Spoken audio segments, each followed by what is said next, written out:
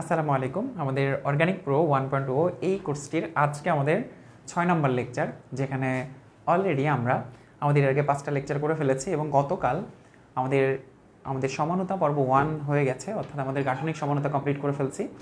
আজকের ক্লাসে আমরা সমানতা পর্ব 2টা পড়তে যাচ্ছি, যেখানে আমরা স্টেরিও সমানতার জ্যামিতিক সমানতা পার্টটা কমপ্লিট করব। তো অলরেডি আমরা যদি গাঠনিক সমানতার ক্লাস তোমরা করে ফেলেছো আমি ধরে নিচ্ছি, যারা যুক্ত হয়েছে নতুন, খুব একটা অসুবিধা হবে না আজকের ক্লাসটা বুঝতে, কারণ কমপ্লিটলি আলাদা, জ্যামিতিক সমানতা কমপ্লিটলি আলাদা।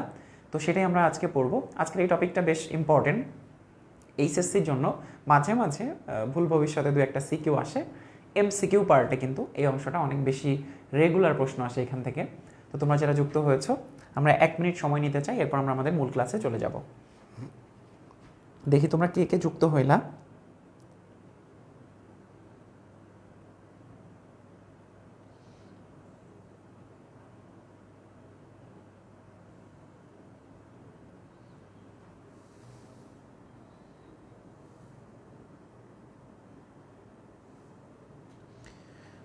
ওকে, আসসালামু আলাইকুম। ওয়ালাইকুম আসসালাম।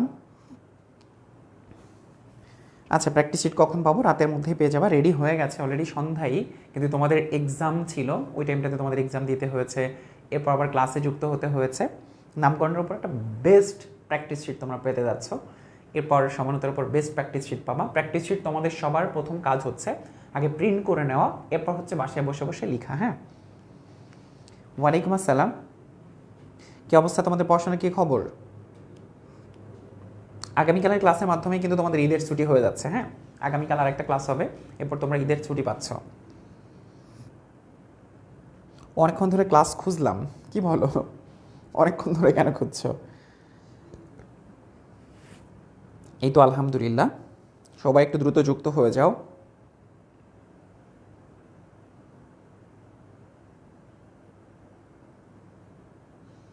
ওকে, ওয়ালাইকুম আসসালাম। চলো আমরা আমাদের ক্লাসটা শুরু করে ফেলি। কতদিন পাবো ছুটি?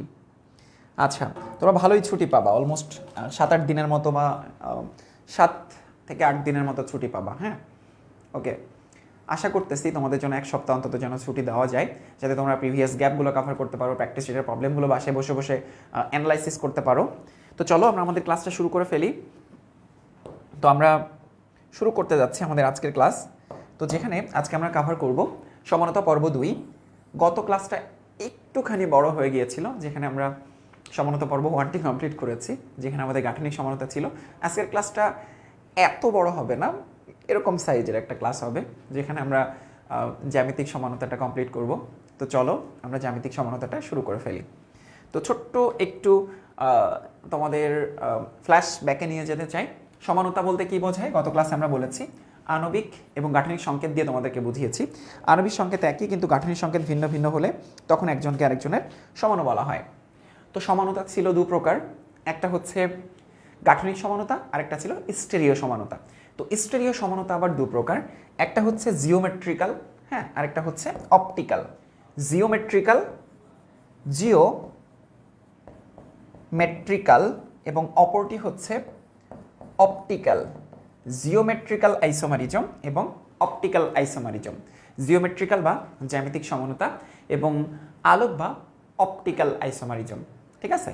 তো আজকের ক্লাসে অর্থাৎ পর্ব 2-এ, অর্থাৎ আমাদের সমানতা পর্ব 2-এ আমরা আসলে জ্যামিতিক সমানতা নিয়ে কথাবার্তা বলবো, জিওমেট্রিক্যাল আইসোমারিজম নিয়ে কথাবার্তা বলবো। তোমরা অনেকে নাম শুনেছ, সিস ট্রান্স সমানতার নাম শুনেছ।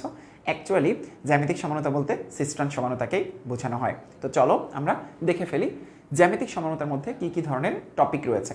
একটু ভালো মতো মনোযোগ দিয়ে দেখো, পূর্ণ মনোযোগ দিয়ে দেখো, খুব সুন্দর মতো টপিকটা বুঝে যাবে। হ্যাঁ, একদম পুরো মনোযোগ দিবা। ওকে, আর প্লিজ এক্সাম রিলেটেড অথবা পিডিএফ রিলেটেড অথবা তোমাদের প্র্যাকটিস শিট রিলেটেড এই ধরনের কোনো কোশ্চেন তোমরা ক্লাসের মধ্যে করবা না। হ্যাঁ, আমাদের কমেন্ট বক্সে তোমাদের কোঅর্ডিনেটর আপু রয়েছে, তোমাদের সৈকত আব্দুল্লাহ ভাইয়া, তোমাদের ডিডিটি ভাইয়া কমেন্ট বক্সে রয়েছে। Please just topic related, class related প্রশ্নগুলো তোমরা ক্লাসে করবা। ওকে, সো দেখো জ্যামিতিক সমানতা বলতে আসলে কি বোঝায়। আমরা জ্যামিতিক সমানতা নিয়ে অ্যানালাইসিস শুরু করছি।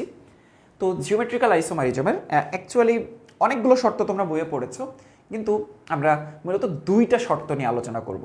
দুইটা শর্ত দেখো, মুক্ত আবর্তন সম্ভব নয়, হ্যাঁ, মুক্ত আবর্তন সম্ভব নয় এমন যৌগ জ্যামিতিক সমানতা দিবে। আচ্ছা, তোমাদের কথা হতে পারে ভাইয়া মুক্ত আবর্তন তো বুঝি না, মুক্ত আবর্তন বুঝি না। প্রথমে দেখো, মুক্ত আবর্তন সম্ভব নয় আর সম্ভব কিভাবে তোমাদেরকে বুঝাই। মুক্ত আবর্তন ব্যাপারটা আসলে কি? মুক্ত আবর্তন, আবর্তন মানে হচ্ছে ঘোরা, আবর্তন মানে কি? ঘোরা। তুমি চিন্তা করো, ধরো আমরা ঘোরাঘুরিটা কিভাবে বুঝতে পারি? ধরো এটা কি? এটা হচ্ছে আমার একটা বৃদ্ধাঙ্গুলি, এটা আমার আরেকটা বৃদ্ধাঙ্গুলি। ধরো আমি এরকম করলাম, হ্যাঁ, এরকম এরকম, দেখো তোমরা করতে পারো, হ্যাঁ, তোমরা যারা ক্লাস দেখছো তোমরা ব্যাপারটাকে এভাবে একটু চিন্তা করে দেখো। এই যে এভাবে, এখন আমি আমার বাম হাতটাকে ফিক্স রেখে আমার ডান হাতটাকে যদি ঘোরাতে চাই, দেখো তো ঘুরতেছে না? দিস ইজ কল্ড, এটাই হচ্ছে আমাদের মুক্ত আবর্তন। ঠিক আছে, দেখো ফ্রিলি মুভমেন্ট করতেছে না, এটাকে বলা হয় মুক্ত আবর্তন। ঠিক আছে, তাহলে এই যে এইভাবে এটা কি মুক্ত আবর্তন করতেছে না কি করতেছে না? করতেছে, এটা হচ্ছে মুক্ত আবর্তন করতেছে। এটা তাহলে একটা কার্বন, এটা একটা কার্বন, এর মাঝখানে এটা হচ্ছে একটা সিগমা বন্ড। সিগমা বন্ড বুঝিয়েছি তোমাদেরকে। তাহলে সিঙ্গেল বন্ড বা সিগমা বন্ধন মুক্তভাবে আবর্তন করতে পারে। ক্লিয়ার? ওকে, এবার চিন্তা করো, বৃদ্ধাঙ্গুলির সাথে আমি আরেকটা আঙ্গুল এভাবে দিলাম, হ্যাঁ, এই যে এভাবে। এবার চিন্তা করে দেখো, এটা কি ডাবল বন্ড? ডেফিনেটলি, এটা একটা কার্বন, এটা একটা কার্বন, ডাবল বন্ড। আবার বাম হাতটাকে ফিক্স রেখে, যে কোনো একটাকে ফিক্স রেখে তুমি এটা ঘোরাতে যাও, ভেঙে যাবে, ঘোরাতে পারবা না। তাহলে তোমরা বলো তো, দ্বিবন্ধনের ক্ষেত্রে মুক্ত ঘূর্ণন সম্ভব নাকি সম্ভব নয়? দ্বিবন্ধনের ক্ষেত্রে মুক্ত ঘূর্ণন সম্ভব নাকি সম্ভব নয়? একটা হাতকে ফিক্স রাখতেছি, হ্যাঁ, যে কোনো একটাকে ফিক্স রাখতে হবে, বাকিটা তুমি ঘোরাতে থাকো। দ্যাট মিনস এটা কিন্তু আর সম্ভব না। সিঙ্গেল বন্ডের ক্ষেত্রে সম্ভব ছিল, কিন্তু ডাবল বন্ডের ক্ষেত্রে মুক্ত ঘূর্ণন সম্ভব না। তাহলে মুক্ত ঘূর্ণন টার্ম বলতে কি বোঝায় সেটা কি ক্লিয়ার হয়েছে না? ওকে, এবার আসো, মুক্ত ঘূর্ণন যদি তোমরা ক্লিয়ার হও তাহলে বাকি জিনিসপত্রগুলো তোমাদের কাছে ওকে। ওকে জাহিদ, কোনো সমস্যা নেই। ওকে, তাহলে মুক্ত ঘূর্ণন সম্ভব নয় এমন যৌগসমূহ জ্যামিতিক সমানতা দিবে। তাহলে মুক্ত ঘূর্ণন সম্ভব নয় কাদের ক্ষেত্রে? ডাবল বন্ডের ক্ষেত্রে, হ্যাঁ, তারপর ধরো ট্রিপল বন্ডের ক্ষেত্রে। একক বন্ধন বিশিষ্ট যৌগসমূহ জ্যামিতিক সমানতা দেখাবে না। তারপর চাক্রিক যৌগসমূহের ক্ষেত্রে, চাক্রিক, যেটাকে আমরা সাইক্লিক যৌগসমূহ বলি। তাহলে জ্যামিতিক সমানতা দিবে কারা কারা? ডাবল বন্ড বিশিষ্ট যৌগ, কার্বন কার্বন ডাবল বন্ড বিশিষ্ট যৌগ, ট্রিপল বন্ড বিশিষ্ট যৌগ, চাক্রিক যৌগসমূহ, যেটাকে আমরা সাইক্লিক যৌগ বলি। কিন্তু এখানে কথা আছে, কথা হচ্ছে ট্রিপল বন্ড এইটা জ্যামিতিক সমানতা দেয় না, এটা জ্যামিতিক সমানতা দিবে না, দিবে না। এটা কেন দিবে না কিছুক্ষণ পরেই বুঝতে পারবা আজকের ক্লাসে। আজকের ক্লাসে একটু আলোচনায় গেলেই বুঝতে পারবা এরা কেন দেয় না। হ্যাঁ, তাহলে আমরা কি বুঝতে পারলাম? যে আমাদের মুক্ত ঘূর্ণন সম্ভব নয় এমন যৌগসমূহ জ্যামিতিক সমানতা দেখায়। তাহলে ডাবল বন্ড এবং চাক্রিক যৌগসমূহ জ্যামিতিক সমানতা দেখায়। দেয় না, দেখায় না কারা কারা? দেখায় না কারা কারা? দেখায় না যারা, তারা হচ্ছে সিঙ্গেল বন্ড এবং ট্রিপল বন্ড বিশিষ্ট যৌগ। হ্যাঁ, এরা হচ্ছে জ্যামিতিক সমানতা দেখায় না। কেন দেখায় না? কারণ এদের ক্ষেত্রে মুক্ত ঘূর্ণন, সিঙ্গেল বন্ডের ক্ষেত্রে মুক্ত ঘূর্ণন সম্ভব, আর ট্রিপল বন্ডের ক্ষেত্রে আমাদের জ্যামিতিক সমানতার যে বাকি ফরমেশনগুলো সেই ফরমেশনগুলো মিলে না। হ্যাঁ, ওকে, তো আমরা এই দুটো এক্সাম্পলই দেখব। এইটা হচ্ছে ডাবল বন্ড, এটা হচ্ছে চাক্রিক যৌগ। সো এই এক্সাম্পলগুলো নিয়ে আমরা অ্যানালাইসিস করব। শর্ত নাম্বার 1। এরপর সেকেন্ড কন্ডিশনটা দেখো, দ্বিবন্ধন বিশিষ্ট যৌগের ক্ষেত্রে, দ্বিবন্ধন বিশিষ্ট যৌগের ক্ষেত্রে, হ্যাঁ, কার্বনের দুই হাতে একই মূলক থাকতে পারবে না, একই মূলক থাকতে পারবে না। এটা আবার কীরকম দেখো, আমি এক্সাম্পল দিয়ে তোমাদেরকে বোঝাচ্ছি। ধরো কার্বন ডাবল বন্ড কার্বন, এখানে মুক্ত ঘূর্ণন সম্ভব নয়, তার মানে 1 নম্বর শর্ত সে মেনেছে অলরেডি। এর আরও দুইটা হাত ফাঁকা আছে, তাই না? কার্বনের দুই হাতে একই মূলক থাকতে পারবে না। ধরো এখানে আছে হাইড্রোজেন, এখানে আছে ধরো CH3, কিন্তু এই হাতে আছে ক্লোরিন, এই হাতে আছে ক্লোরিন। এটার মানে হচ্ছে আমাদের এই কার্বনের দুটো হাতে, এক হাতে আছে হাইড্রোজেন আর এক হাতে আছে CH3, কিন্তু এই কার্বনের এক হাতে আছে ক্লোরিন আর এক হাতেও আছে ক্লোরিন। তাহলে এখানে আমার একই কার্বনের সাথে দুইটা সেম মূলক সংযুক্ত, তাই এই যৌগটা আমাদের জ্যামিতিক সমানতা দেখাবে না। ঠিক আছে, আচ্ছা, আরেকটা এক্সাম্পলে চলে যাই আমরা। ধরো যৌগটা এরকম, এই হাতে আমাদের হাইড্রোজেন আছে, এই হাতে ক্লোরিন আছে, এই হাতে আছে CH3 এবং এই হাতে আছে CH3। দেখো এই যৌগটাও কিন্তু আমাদের জ্যামিতিক সমানতা দেখাবে না। একই হাতে একই কার্বনের দুটো হাতে একই মূলক থাকলে সেটা জ্যামিতিক সমানতা দেখাবে না। ঠিক আছে, ধরো তোমাদেরকে এভাবে না প্রশ্ন করে একটু ভিন্নভাবে প্রশ্ন করলাম। তোমরা একটু বলো তো, CH3 bond CH double bond CH2, বলো তো এই যৌগটা জ্যামিতিক সমানতা দেখাবে কিনা? একটু দেখি তো কতটুকু বুঝলা তোমরা। শর্ত দিয়ে অ্যানালাইসিস করে বলো এই যৌগটা জ্যামিতিক সমানতা দেখাবে কিনা। আচ্ছা, তো আমি একটু তোমাদেরকে এক্সপ্লেইন করে দিই। দেখো এই ডাবল বন্ডটাকে নিয়ে আমাদের আগে কাজ করতে হবে। ডাবল বন্ড, হ্যাঁ, তাহলে এই কার্বনের এক হাতে হাইড্রোজেন, এক হাতে CH3, এক হাতে CH3 আর এক হাতে হাইড্রোজেন। এই কার্বনের দুটো হাতেই হাইড্রোজেন, এই হাতে হাইড্রোজেন, এই হাতে হাইড্রোজেন। তাহলে দেখো তো একই কার্বনের সাথে সংযুক্ত দেখো আমাদের দুটো হাতে দুটো সেম মূলক বিদ্যমান। তাহলে এই যৌগটাও কিন্তু আমাদের জ্যামিতিক সমানতা দেখাবে না। ক্লিয়ার? তাহলে আমাদের মুক্ত ঘূর্ণন সম্ভব নয়, এটা যেমন একটা শর্ত, একই মূলক থাকতে পারবে না। তাহলে তোমাদের আরেকটা এক্সাম্পল দেখাই, যেটা দিয়ে এবার তোমাদেরকে বলতে হবে সম্ভব কি সম্ভব না। CH3 bond CH double bond CH bond CH3, তাকিয়ে দেখে বলো তো যে এই যৌগটা জ্যামিতিক সমানতা দেখাবে কি দেখাবে না? মুক্ত ঘূর্ণন সম্ভব নয়, ডাবল বন্ড দেখে আমরা বুঝতে পারছি, কিন্তু দুটো যে কার্বন রয়েছে সেই একটা কার্বনের সাথে আমাদের দুইটা সেম মূলক থাকতে পারবে না, সেই শর্তটা মানতেছে কিনা এটা একটু লিখে আমাকে উত্তরটা জানাও তো। তাহলে বুঝবো যে তোমরা জ্যামিতিক সমানতার যে শর্ত রয়েছে সেই শর্ততে তোমরা একদম প্রো হয়ে গেছো।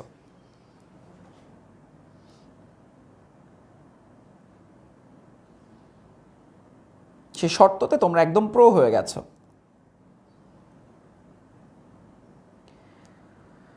ওকে, আচ্ছা দেখাবে। আচ্ছা, একদম হুট করে দেখাবে বলে দিচ্ছ কেন? একটু অ্যানালাইসিস করো তো, খাতায় তো একটু লিখবা। তো দেখো আমরা এই দ্বিবন্ধন বরাবর কি করব? আলাদা করব। হ্যাঁ, দ্বিবন্ধন বরাবর আমরা একটু আলাদা করব। তাহলে কার্বন ডাবল বন্ড কার্বন, এর এক হাতে আছে হাইড্রোজেন আর এক হাতে আছে CH3। তাহলে এক হাতে হাইড্রোজেন লিখলাম, আর এক হাতে আমি CH3 লিখলাম। এরও এক হাতে হাইড্রোজেন আর এক হাতে CH3, হাইড্রোজেন এবং CH3 লিখেছি। তাহলে দেখো তো আমাদের দুটো শর্ত মানতেছে কিনা। দেখো মুক্ত ঘূর্ণন সম্ভব না, এবং এই কার্বনের দুটো হাতে দুটো ভিন্ন মূলক, এই কার্বনের দুটো হাতে দুটো ভিন্ন ভিন্ন মূলক, তার মানে সে জ্যামিতিক সমানতা দেখাবে। এখন তোমরা বলতে পারো ভাইয়া CH3 কে উপরে লিখতে পারতাম না? লিখতে পারতাম। হাইড্রোজেনকে নিচে লিখতে পারতাম, কোনো সমস্যা নেই। এই CH3 কে উপরে লিখতে পারতাম, হাইড্রোজেনকে নিচে লিখতে পারতাম, কোনো সমস্যা নেই। তোমাকে চিন্তা করতে হবে যে আমার একটা কার্বনের সাথে সংযুক্ত যে দুটা মূলক সেটা যেন একই না হয়। যদি ভিন্ন ভিন্ন হয় তাহলে সেটা আমাদের জ্যামিতিক সমানতা দেখাবে। তাহলে আমাদের দুটো শর্ত, এক নম্বর শর্ত হচ্ছে মুক্ত ঘূর্ণন থাকতে পারবে না। মুক্ত ঘূর্ণন থাকবে না কাদের কাদের ক্ষেত্রে? ডাবল বন্ডের ক্ষেত্রে এবং চাক্রিক যৌগের ক্ষেত্রে। ঠিক আছে, ধরো তোমাদেরকে একটা এক্সাম্পল দিলাম। ধরো একটা এক্সাম্পল, এটা একটা, হ্যাঁ দেখো এটা একটা চাক্রিক যৌগ। এর এখানে একটা হাত, এখানে একটা হাত। ধরো এখানে CH3, এখানে হাইড্রোজেন, হ্যাঁ এখানে হাইড্রোজেন, এখানে হাইড্রোজেন। তোমরা আমাকে বলো তো যে এটা জ্যামিতিক সমানতা দেখাবে কি দেখাবে না? প্রথম শর্ত, চক্র এর মুক্ত ঘূর্ণন সম্ভব নয়, মুক্ত আবর্তন সম্ভব না। এরপর এই যে দেখো এখানে একটা কার্বন আছে, এখানে কার্বন আছে, তাই না? তো দেখো এর এক হাতে CH3 আর এক হাতে হচ্ছে হাইড্রোজেন, এক হাতে CH3 আর এক হাতে হচ্ছে হাইড্রোজেন, তাই না? এর এক হাতে হাইড্রোজেন আর এক হাতে হাইড্রোজেন। তাহলে দেখো তো দুইটা কি সেম মূলক হয়ে গেল না? ঠিক আছে, দুইটা কি সেম মূলক হয়ে গেল না?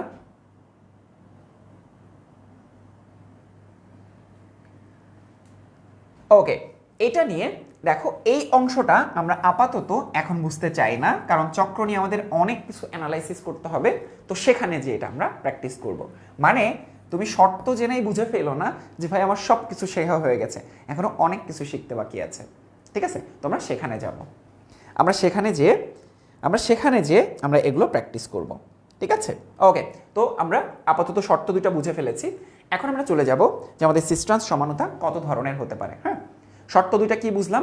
একটা হচ্ছে মুক্ত আবর্তন সম্ভব না, আরেকটা হচ্ছে একই কার্বনে দুইটা মূলক সেম হতে পারবে না। তো জ্যামিতিক সমানতা মূলত 3 প্রকার। একটা হচ্ছে সিস ট্রান্স, হ্যাঁ, সিস ট্রান্স কিভাবে হবে? Cis trans, cis cis trans আমরা একটা একটা করে অ্যানালাইসিস করব। সিস ট্রান্স, সিস কখন হবে আর ট্রান্স কখন হবে, ঠিক আছে? একই মূলক এক পাশে, একই মূলক এক পাশে থাকলে, ঠিক আছে? আর এটা হচ্ছে একই মূলক ভিন্ন পাশে, একই মূলক কর্ণ বরাবর থাকলে, একই মূলক কর্ণ বরাবর থাকলে। ব্যাপারটা আসলে কি দেখো, সিস এবং ট্রান্সের একটা ছোট্ট এক্সপ্লানেশন দিব, আস্তে আস্তে আমরা প্রত্যেকটার এক্সাম্পলে চলে যাব। ছোট্ট একটা এক্সাম্পল দেখাচ্ছি, দেখো। এটা হচ্ছে আমাদের মুক্ত ঘূর্ণন সম্ভব না, হাইড্রোজেন CH3, হ্যাঁ, হাইড্রোজেন CH3। তোমরা একটা জিনিস খেয়াল করো, আগে জ্যামিতিক সমানতা দেখাই কিনা। মুক্ত ঘূর্ণন সম্ভব নয়, দুটো কার্বনে ভিন্ন ভিন্ন মূলক সংযুক্ত, জ্যামিতিক সমানতা দেখাবে। ওকে, জ্যামিতিক সমানতা দেখাবে। এখন দেখো, এই যে হাইড্রোজেন এবং হাইড্রোজেন একই মূলক এক পাশে না, একই মূলক এক পাশে, একই মূলক এক পাশে, তাহলে এটা হচ্ছে সিস সমাণু। আবার তুমি ওই যে হাত যে ঘুরাইলাম, মনে আছে? এক পাশ ফিক্স রেখে বাকি অংশটুকু ঘুরাবা, এক পাশ ফিক্স রাখবো, এক পাশ ফিক্স রেখে বাকিটাকে ঘুরাবো, দুই পাশে আবার ঘুরাইয়ে ফেলবো না। এরকম যদি করো তাহলে তো হবে না। এক পাশ ফিক্স রেখে বাকি অংশটুকু ঘুরাবা। তাহলে দেখো আমরা এখান থেকে ট্রান্সটা কিভাবে বের করতে পারি। তোমাকে বাম পাশটা ফিক্স রাখতে হবে, এটা রুলস না যে কোনো একটা পাশ তুমি ফিক্স রাখলা, এই পাশটাকে ঘুরায় ফেললা, কতটুকু হাফ সার্কুলার ঘুরাইলা, এমন না যে মুক্ত ঘূর্ণন মানে পুরো ঘুরায় ফেলছো, জাস্ট প্রতিস্থাপন করছো জায়গাটা, মানে এটা এতটুকু, মানে এটা এতটুকু ঘুরতে পারে, তাই না? মানে হাফ সার্কুলার, মানে মুক্তভাবে ঘূর্ণন সম্ভব না।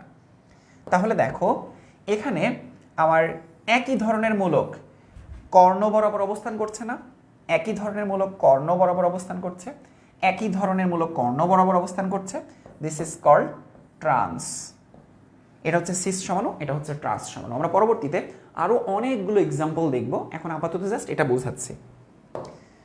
অনেক অ্যানালাইসিস করব এগুলো নিয়ে, অনেক অ্যানালাইসিস করব। ওকে, আচ্ছা, এখন দেখো ইজেড, হ্যাঁ, ইজেড নিয়ে আমাদের সামনে আলোচনা হবে, যেখানে আমরা সিআইপি রুলস পড়বো, হ্যাঁ, ভিআইপি রুলস না, সিআইপি রুলস পড়ব। সেখানে জেড মানে হচ্ছে একই দিকে, আর ই মানে হচ্ছে ভিন্ন দিকে, ঠিক আছে? ইতে এলিফ্যান্ট, এলিফ্যান্ট হচ্ছে ভিন্ন ভিন্ন দিকে ঘোরাফেরা করে, হ্যাঁ। ই মানে হচ্ছে ভিন্ন দিকে, ই মানে হচ্ছে ভিন্ন দিকে। ওকে, তো এগুলো নিয়ে আমরা অ্যানালাইসিস করব, হ্যাঁ, এগুলো নিয়ে আমরা অ্যানালাইসিস করব।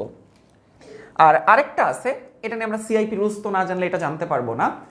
আমরা জেড ই সম্পর্কে অনেকেই জানি না, এটা আসলে বইতেও নাই, কিন্তু এটা অ্যাডমিশন টেস্টে আসে। ই এবং জেড অনেকে জানেই না, শুধুমাত্র অর্গানিক প্রোতে যারা আছে তারা শুধুমাত্র জানে, তাদেরকেই জানাবো। এই সিন অ্যান্টি রুলসও কেউ জানে না, অনেকেই জানে না, শুধু প্রো যারা তাদেরকে শেখাবো। তো সিন অ্যান্টি, সিন মানে হচ্ছে একই দিকে, একই দিকে, আর অ্যান্টি মানে হচ্ছে ভিন্ন দিকে, হ্যাঁ, ভিন্ন দিকে। এখানে আমাদের বেশ কিছু আলোচনা আছে, সেখানে আমরা যাব, আমরা কেস ভিত্তিক আলোচনায় যাব, হ্যাঁ, কেস ভিত্তিক আলোচনায় যাব। তাহলে আমাদের জ্যামিতিক সমানতার প্রকারভেদ, জ্যামিতিক সমানতা 3 প্রকার। এক হচ্ছে সিস ট্রান্স, আমরা জাস্ট এখানে একটু সামারি করলাম, হ্যাঁ, এখান থেকে কিছুই শিখতে পারো নাই, মানে ঘরের ডিমটাও শিখতে পারো নাই, আস্তে আস্তে শেখাবো। এরপর হচ্ছে ইজেড মানে হচ্ছে সেখানে সিআইপি রুলস শিখতে হবে, আমাদের সিআইপি রুলস শিখতে হবে। এরপর আমাদের অ্যান্টি এবং সিন অ্যান্টি, এটা আমরা শিখব। ওকে, আচ্ছা, অনেকেই সিআইপির পূর্ণরূপটা জানতে চেয়েছো, এটা আমরা পরে জানাবো তোমাদের। কান, হ্যাঁ, CAHN, কান। সিআইপি, আইতে হচ্ছে ইনগোল্ড, ইনগোল্ড, হ্যাঁ, আর আরেকটা হচ্ছে পিতে হচ্ছে প্রিলগ, অর্থাৎ কান, ইনগোল্ড এবং প্রিলগ, কান, ইনগোল্ড এবং হচ্ছে প্রিলগ। এই তিনজন বিজ্ঞানীর নামে সিআইপি রুলস এসেছে, সিআইপি রুলস এসেছে। হ্যাঁ, এটা নিয়ে অ্যানালাইসিস করবো, তোমরা নাম শোনো নাই, শুনবা। এক একজনের নাম আমরা কান রাখবো, একজনের নাম ইনগল্ড রাখবো, আরেকজনের নাম প্রিলগ রাখবো। যাচ্ছি, তো এবার চলো একটা একটা করে আমরা টোটাল কেস আলোচনা করবো চারটা কেসের মধ্যে তোমরা জ্যামিতিক সমানতাতে প্রো হয়ে যাবা। তো চলো কেস নাম্বার 1। কেস নাম্বার 1 সবাই একটু ভালো মতো খেয়াল করো। কেস নাম্বার 1 এখানে আমরা অনেকগুলো কেস নিয়ে অ্যানালাইসিস করব, ঠিক আছে? ওকে, কেস 1, এ এবং বি দুইটা মূলক, সিটা হচ্ছে carbon double bond, A B, A is not equal B. খুব ভালো মতো খেয়াল করো। তো দেখো, এটাকে যদি আমরা একটু অ্যানালাইসিস করি তাহলে এখান থেকে আমরা কি পেতে পারি? দেখো, এখান থেকে আমরা পেতে পারি কার্বন ডাবল বন্ড কার্বন, যার একদিকে এ আর একদিকে বি, যার একদিকে এ আর একদিকে বি, ঠিক আছে? ওকে, এখন দেখো এটাকে আমরা কি করতে পারি। প্রথম কথা, এখানে জ্যামিতিক সমানতা সম্ভব কিনা? অবশ্যই সম্ভব। প্রত্যেকটা কেস আলোচনাই করেছি জিওমেট্রিক্যাল আইসোমারিজমের ভিত্তিতে। তো দেখো, কেস 1-এ দ্বিবন্ধন, তার মানে মুক্ত আবর্তন সম্ভব না, আর একই কার্বনের সাথে দুইটা ভিন্ন ভিন্ন মূলক, তার মানে এখানে জিওমেট্রিক্যাল আইসোমারিজম চিল্লায় বলো সম্ভব। আচ্ছা, তাহলে এটা কি সিস নাকি ট্রান্স? একই মূলক এক পাশে, তাহলে এটা হচ্ছে সিস। আচ্ছা, তাহলে এটা ট্রান্সও সম্ভব, কার্বন ডাবল বন্ড কার্বন, বাম পাশটাকে ফিক্স রাখি এ বি, এ পাশটাকে আমরা যদি ঘুরিয়ে দেই বি এ, তাহলে দেখো আমরা কিন্তু বুঝে ফেলতে পেরেছি যে এটা হচ্ছে আমাদের সিস সমাণু আর এটা হচ্ছে আমাদের ট্রান্স সমাণু। এখন এই কেসের এগেনস্টে আমরা আসলে চিন্তা করতে থাকবো, এক একটা করে এক্সাম্পল চিন্তা করতে থাকবো। চলো আমরা এক একটা করে এক্সাম্পল চিন্তা করব এই কেসের ক্ষেত্রে। আচ্ছা, তো ধরো এরকম একটা এক্সাম্পল কি হতে পারে? এরকম একটা এক্সাম্পল হতে পারে CH3 bond CH double bond CH bond CH3। ধরো এটা একটা যৌগ, আমাদেরকে বলা হলো এই যৌগটা জ্যামিতিক সমানতা দেখাবে কিনা। এই যৌগটার নাম কি? এই যৌগটার নাম হচ্ছে বিউটিন 2 অথবা বিউট-2-ইন পড়েছো তোমরা, অথবা 2-বিউটিন পড়েছো, নামকরণ তোমরা শিখে ফেলেছো। এখন আমরা যদি এটাকে অ্যানালাইসিস শুরু করি, তাহলে এই যে দ্বিবন্ধন, হ্যাঁ, এই কার্বন কার্বন দ্বিবন্ধন, তাহলে এই দ্বিবন্ধন বরাবর আমরা এটাকে আলাদা করে ফেলি। এবার এক হাতে আছে হাইড্রোজেন আর এক হাতে আছে CH3, রাইট? এবার এর এক হাতে আছে হাইড্রোজেন আর এক হাতে আছে CH3। তার আগে তোমরা একটু দেখো তো যে এই জিনিসটার সাথে এই ফরম্যাটের সাথে এটা ফরম্যাটটা মিলতেছে না? দেখো তো, carbon carbon double bond AB, আবার BA করে দিলে উল্টাটা হয়ে যাবে। দেখো তো, এটা কি সিস সমাণু? এবার আমরা এখান থেকে ট্রান্সে যেতে পারি। তাহলে দেখো বাম পাশটা ফিক্স রাখি CH3, এবার তাহলে এখানে CH3 হাইড্রোজেন, তাহলে এটা দেখো আমাদের ট্রান্স সমাণু। তাহলে তোমাদেরকে যদি প্রশ্ন করি যে ভাইয়া বিউটিন 2 যেটা বোর্ড এক্সামে এসেছে, বিউটিন 2 জ্যামিতিক সমানতা দেখাবে কিনা? উত্তর কি? বিউটিন 2 কি জ্যামিতিক সমানতা দেখাবে? আচ্ছা বলো তো। আচ্ছা, এক্সাম নিয়ে কেউ কথাবার্তা বলো না, আলাদা লাইভ নিব এগুলোর উপরে। বিউটিন 2 জ্যামিতিক সমানতা দেখাবে নাকি দেখাবে না? বিউটিন 2 জ্যামিতিক সমানতা দেখাবে নাকি দেখাবে না? বলো, বিউটিন 2 জ্যামিতিক সমানতা দেখাবে নাকি দেখাবে না? আশা করি এখন তোমরা এই বিষয়গুলো ক্লিয়ার হয়ে যাবা। তাহলে আমার প্রশ্ন হচ্ছে বিউটিন 2 জ্যামিতিক সমানতা দেখাবে নাকি দেখাবে না? হ্যাঁ, ওকে, তোমরা বাসায় এটা SW করবা। বিউটিন 2 জ্যামিতিক সমানতা কি দেখাবে? জ্যামিতিক সমাণু কি দেখাবে? ঢাকা বিশ্ববিদ্যালয় ভর্তি পরীক্ষা রিটেন টেস্টের কোশ্চেন। হ্যাঁ, এটা তোমাদের আজকের ফার্স্ট SW অলরেডি আমি সলভ করে দিয়েছি। দেখাবে, গুড। আরে প্রো হয়ে গেছে, দেখি সবাই প্রো হয়ে গেছে সবাই। আরেকটা ফরম্যাটে যাই চলো। তার মানে এখান থেকে একটা জিনিস কি ক্লিয়ার হচ্ছে? তোমরা একটা জিনিস ক্লিয়ার হও,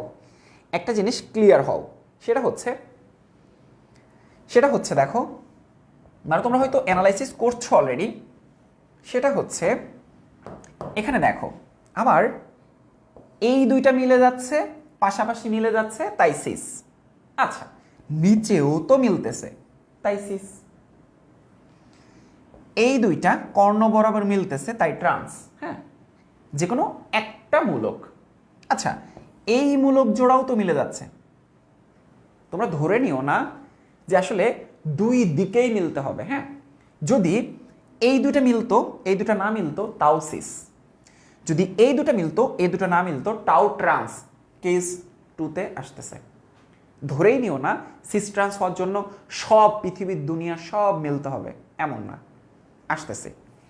এটা তো বুঝেছো তাই না? বিউটিন টু পানির মতো, একদম পানির মতো, মিলছে ট্রান্স, মিলছে সিস, মিলছে ট্রান্স, মিলছে সিস। আর এটাই তো ক্লাস 1-এর পোলাপানকে বুঝাইলে এটা বুঝতে পারবে। আচ্ছা, এবার আসো নতুন একটা সিস্টেমে যায়। নামকরণ তো শিখেছো তাই না? ওকে, এবার বলবা ঘটনাটা কি হয়েছে। আমরা এবার ঘোর গাড়ি আঁকবো। আচ্ছা, এখানে একটা ডাবল বন্ড দিয়ে দেই। ওকে, আয় হাই বলে দিলাম তো, যা ভাবলাম বলবো না, বলা হয়ে গেল। বলো এই দুটা যৌগের নাম কি? নামকরণ তো বস হইছো না, এবার বলো এই দুটা যৌগের নাম কি? তারপর আসতেছি আস্তে আস্তে। এই দুইটা যৌগের নাম কি? আচ্ছা, তার আগে তোমাদেরকে বলি, দেখো এখানে কি আছে? কার্বন আছে। এখানে কি আছে? কার্বন আছে। এখানে কি আছে? কার্বন। হাইড্রোজেনগুলো তো দেখাতে হয় না, লাইন ডায়াগ্রাম পড়িয়েছি না? ওকে, লাইন স্ট্রাকচার। এখানে একটা কার্বন আছে, এখানে একটা কার্বন আছে, এখানে একটা কার্বন আছে, এখানে একটা কার্বন আছে। দেখো তো এটার মানে কি? দেখো তো এটার মানে কি? এইটার মানে কি আসলে? এটার মানে হচ্ছে এখানে একটা ডাবল বন্ড আছে, এখানে একটা ডাবল বন্ড আছে। তাহলে এটাও বিউটিন 2, এটাও বিউটিন 2, রাইট? চারটা কার্বন, 1 2 3 4, 1 2 3 4, বিউটিন 2, বিউটিন 2। এখন এইটার মানে হচ্ছে, এইটার মানে হচ্ছে, দেখো এইটার মানে হচ্ছে এই জায়গাটাতে একটা কি আছে?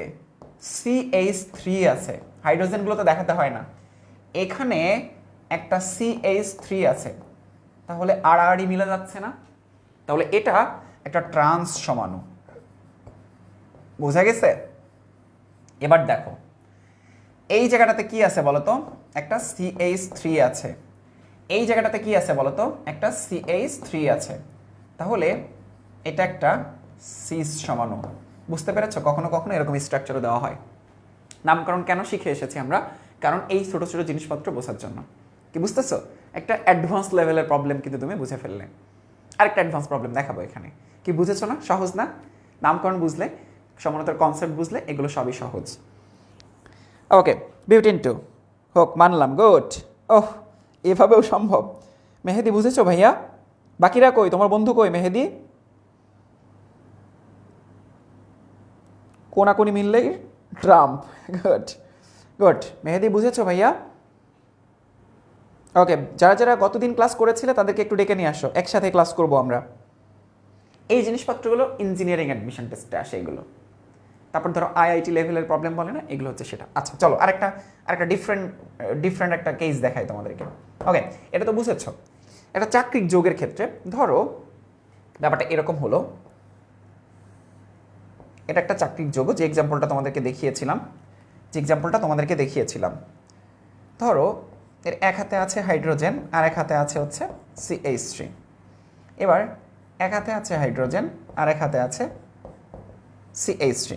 এবার তোমরা আমাকে বলো যে এটা সমাণু আদৌ দেখায় কিনা, তারপর না হয় নামকরণে যাব। চক্র মুক্ত আবর্তন সম্ভব না, চক্র মুক্ত আবর্তন সম্ভব না। এবার যদি মুক্ত আবর্তন সম্ভব না হয়, তাহলে এই যে দেখো এই দুটা প্রতিস্থাপক, দেখো এক হাতে দুটা প্রতিস্থাপক ভিন্ন ভিন্ন, এখানে একটা কার্বন আছে, কার্বন আছে, কার্বন আছে, প্রতিস্থাপক ভিন্ন ভিন্ন, তার মানে জিওমেট্রিক্যাল আইসোমারিজম দেখাবে। এখন দেখো পাশাপাশি দুইটা মূলক সেম হয়ে গেছে, তাহলে এটা হচ্ছে আমাদের একটা সিস সমাণু, এবং একই সাথে আমরা কিন্তু এটা ট্রান্স সমাণু ড্র করে ফেলতে পারি। তাহলে দেখো এটা ট্রান্স সমাণু হবে, বাম পাশটা ফিক্স রেখে CH3, এবং ডান পাশে দেখো CH3 হাইড্রোজেন। তাহলে দেখো এক্ষেত্রে এইটা হচ্ছে আমাদের ট্রান্স সমাণু। দেখো এইটা হচ্ছে আমাদের ট্রান্স সমাণু। ওকে, তো দেখো ওকে, খুব বেশি সমস্যা নাই, নামকরণের ক্লাস বুঝতেই হবে, ব্যাপারটা সেরকম না। এটা ক্লিয়ারভাবে বোঝার জন্য আসলে নামকরণের ক্লাস করতেই হবে, ঘটনাটা আসলে সেরকম না। ওকে, আশা করি তোমরা এটা বুঝতে পেরেছো। ওকে, এবার চলো আরেকটা জিনিস, লাস্ট আরেকটা এক্সাম্পল দিয়ে আমরা পরের টার্মে চলে যাব। ধরো এরকম একটা এক্সাম্পল দিল তোমাদেরকে, CH Cl double bond CH Cl। তোমরা আমাকে বলো যে এটা জ্যামিতিক সমানতা দেখাবে কিনা, এই জিনিসটা জ্যামিতিক সমানতা দেখাবে কিনা। সেটার জন্য আমাদের প্রথমে দরকার স্ট্রাকচার এঁকে ফেলা। আজকে স্ট্রাকচার এঁকে ফেলি। কার্বন ডাবল বন্ড কার্বন, এক হাতে আছে হাইড্রোজেন আর এক হাতে আছে ক্লোরিন, এক হাতে আছে হাইড্রোজেন আর এক হাতে আছে ক্লোরিন। তাহলে হাইড্রোজেন আছে এবং ক্লোরিন আছে, হাইড্রোজেন আছে এবং ক্লোরিন আছে। দেখো এটা অ্যাকচুয়ালি জ্যামিতিক সমানতা দেখাবে, মুক্ত ঘূর্ণন সম্ভব না, এক হাতে দুইটা সেম মূলক নাই। তাহলে আমরা দুইটা ড্র করে ফেলি, বাম পাশটা ফিক্স রেখে হাইড্রোজেন এবং ক্লোরিন, এখানে ক্লোরিন এখানে হাইড্রোজেন। তাহলে একটু খেয়াল করে দেখো যে আমাদের এক্ষেত্রে একই ধরনের মূলক একই পাশে রয়েছে। তাহলে এটা হচ্ছে আমাদের সিস সমাণু এবং এখানে দেখো এটা হচ্ছে আমাদের ট্রান্স সমাণু। আশা করি আর এক্সাম্পল দেওয়ার প্রয়োজন নাই, তোমরা সিস এবং ট্রান্সটা বুঝে ফেলেছো কেস নাম্বার 1 এর ক্ষেত্রে, যেখানে এ এবং বি আসলে এক নয়, এ এবং বি এর ভ্যালু সেম নয়। যেমন দেখো এই স্ট্রাকচারের স্ট্রাকচার সেম, সি আর সি হচ্ছে ডাবল বন্ড, এ হচ্ছে এখানে হাইড্রোজেন, বি হচ্ছে ক্লোরিন। তাহলে দেখো তো এই স্ট্রাকচার সেম, এই স্ট্রাকচার সেম, এই স্ট্রাকচার সেম। তাহলে 1 নম্বর কেসের আন্ডারে পুরোপুরি তোমরা ক্লিয়ার হয়েছো কিনা বলো। শারমিন জাহান, থ্যাংক ইউ আপু। সমানতার ক্লাস করতে নামকরণের তেমন একটা প্রয়োজন নাই, একটু পারলেই হয়ে যাবে, thank you. Okay,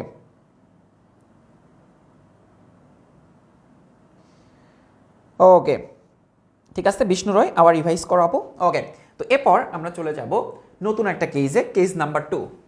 case number 2, 2 নম্বর কেসে আমাদের দেখো স্ট্রাকচারটা কি, এ একটা প্রতিস্থাপক, বি আর একটা প্রতিস্থাপক, কার্বন কার্বন ডাবল বন্ড, এখানে বি আছে এবং ডি আছে, যেখানে A is not equal B is not equal D, A is not equal B is not equal D.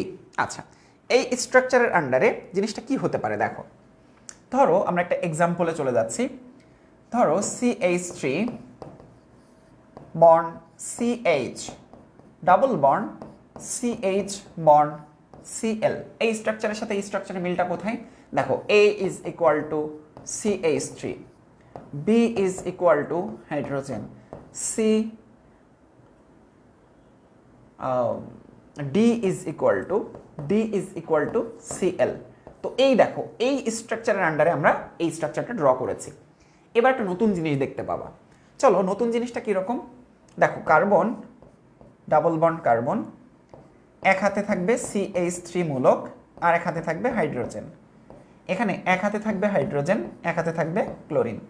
তোমরা একটু খেয়াল করে দেখো, এখানে এই এক্সাম্পলের ক্ষেত্রে আমাদের CH3Cl এটা কিন্তু ভিন্ন ভিন্ন প্রতিস্থাপক। এই হাইড্রোজেন এবং এই হাইড্রোজেন শুধুমাত্র এক পাশের কর্ণ বরাবর প্রতিস্থাপকগুলো সেম, তারপরেও আমরা এটাকে বলতে পারি এটা একটা ট্রান্স সমাণু। আমাদের গত এক্সাম্পলগুলো দেওয়ার সময় তোমাদেরকে বলেছি যে আমাদের পাশাপাশি সকল ধরনের প্রতিস্থাপক মিলতে হবে, 2 ধরনের প্রতিস্থাপক মিলতে হবে এরকম কোনো কথা নেই, এক জোড়া মিললেই হবে। তাহলে আমরা কি শিখলাম, এক জোড়া মিললেই হবে বা এক জোড়া মিললেই চলবে। আচ্ছা, তাহলে এটার সিসটা কি হবে, এটার সিস হবে CH3 bond C double bond C, বাম পাশটাকে ফিক্স রেখে ডান পাশটাকে আমরা পরিবর্তন করে ফেললাম। তাহলে দেখো আমাদের এক্ষেত্রে এই যে দেখো এটা হচ্ছে আমাদের সিস সমাণু। আশা করি ব্যাপারটা তোমরা এখন ক্লিয়ার হয়েছে। ধরো এরকম টাইপের আরও অনেক ধরনের এক্সাম্পল দেখানো সম্ভব, ধরো কীরকম এক্সাম্পল দেখানো সম্ভব। তো আমরা একটা চক্র দেখাই, এখন তো বুঝেছো যে কোনো এক জোড়া মিললেই হয়ে যাবে। আচ্ছা, ধরো আমরা একটা চক্র নিয়ে অ্যানালাইসিস করি। ধরো CH3 bond H, COOH bond H। হ্যাঁ, এই যৌগটা অবশ্যই চক্র, মুক্ত আবর্তন সম্ভব না, একই ধরনের মূলক সংবলিত নাই। তাহলে এক্ষেত্রে আমাদের দেখো তো জ্যামিতিক সমানতা সম্ভব, কিন্তু এটা এক ধরনের সিস সমাণু, শুধুমাত্র এক জোড়া মিলেছে। তাহলে দেখো এখান থেকে আমরা কিন্তু একটা ট্রান্স সমাণু বের করতে পারি, এখান থেকে আমরা ট্রান্স সমাণু বের করে ফেলতে পারি। বাম পাশটাকে আমরা ফিক্সড রেখে H H C double O H, তাহলে দেখো এটা হচ্ছে আমাদের একটা ট্রান্স সমাণু হয়ে গেছে। দেখো ট্রান্স সমাণু, তাহলে চাক্রিক বা সাইক্লিক যৌগের ক্ষেত্রেও আমরা সিস এবং ট্রান্স সমাণুর এরকম এক্সাম্পল দেখতে পারি। এবার একটা স্পেশাল কেস দেখাবো তোমাদেরকে। এতটুকু তোমরা সবাই ক্লিয়ার? না না না, এগুলো যা ইচ্ছা তা হতে পারে, এগুলো আমি ধরে নিয়েছি, ধরি। হ্যাঁ, এই যে দেখো এখানে এ এর মান CH3, বি এর মান হাইড্রোজেন, ডি এর মান হচ্ছে COOH, এরকম আর কি অ্যাকচুয়ালি। ঠিক আছে, এরকম অ্যাকচুয়ালি দেখো এই বি আর বি, তো এখানে বি আর বি এর মান তো সেম। ওকে, ক্লিয়ার? ট্রান্স চাক্রিক যোগে মুক্ত আবর্তন হয় না, চাক্রিক যোগে মুক্ত আবর্তন হয় না বলেই তো জ্যামিতিক সমানতা দেখায়। হাসিব বুঝেছো ভাইয়া? তুমি বলেছো ভাইয়া চাক্রিক যোগে কিভাবে মুক্ত আবর্তন হয়? চাক্রিক যোগে মুক্ত আবর্তন হয় না, এটা তো একটা চক্র, চক্রকে মুক্তভাবে তুমি ঘোরাতে পারবা না। ওকে, এবার একটা স্পেশাল প্রবলেম দেখাবো।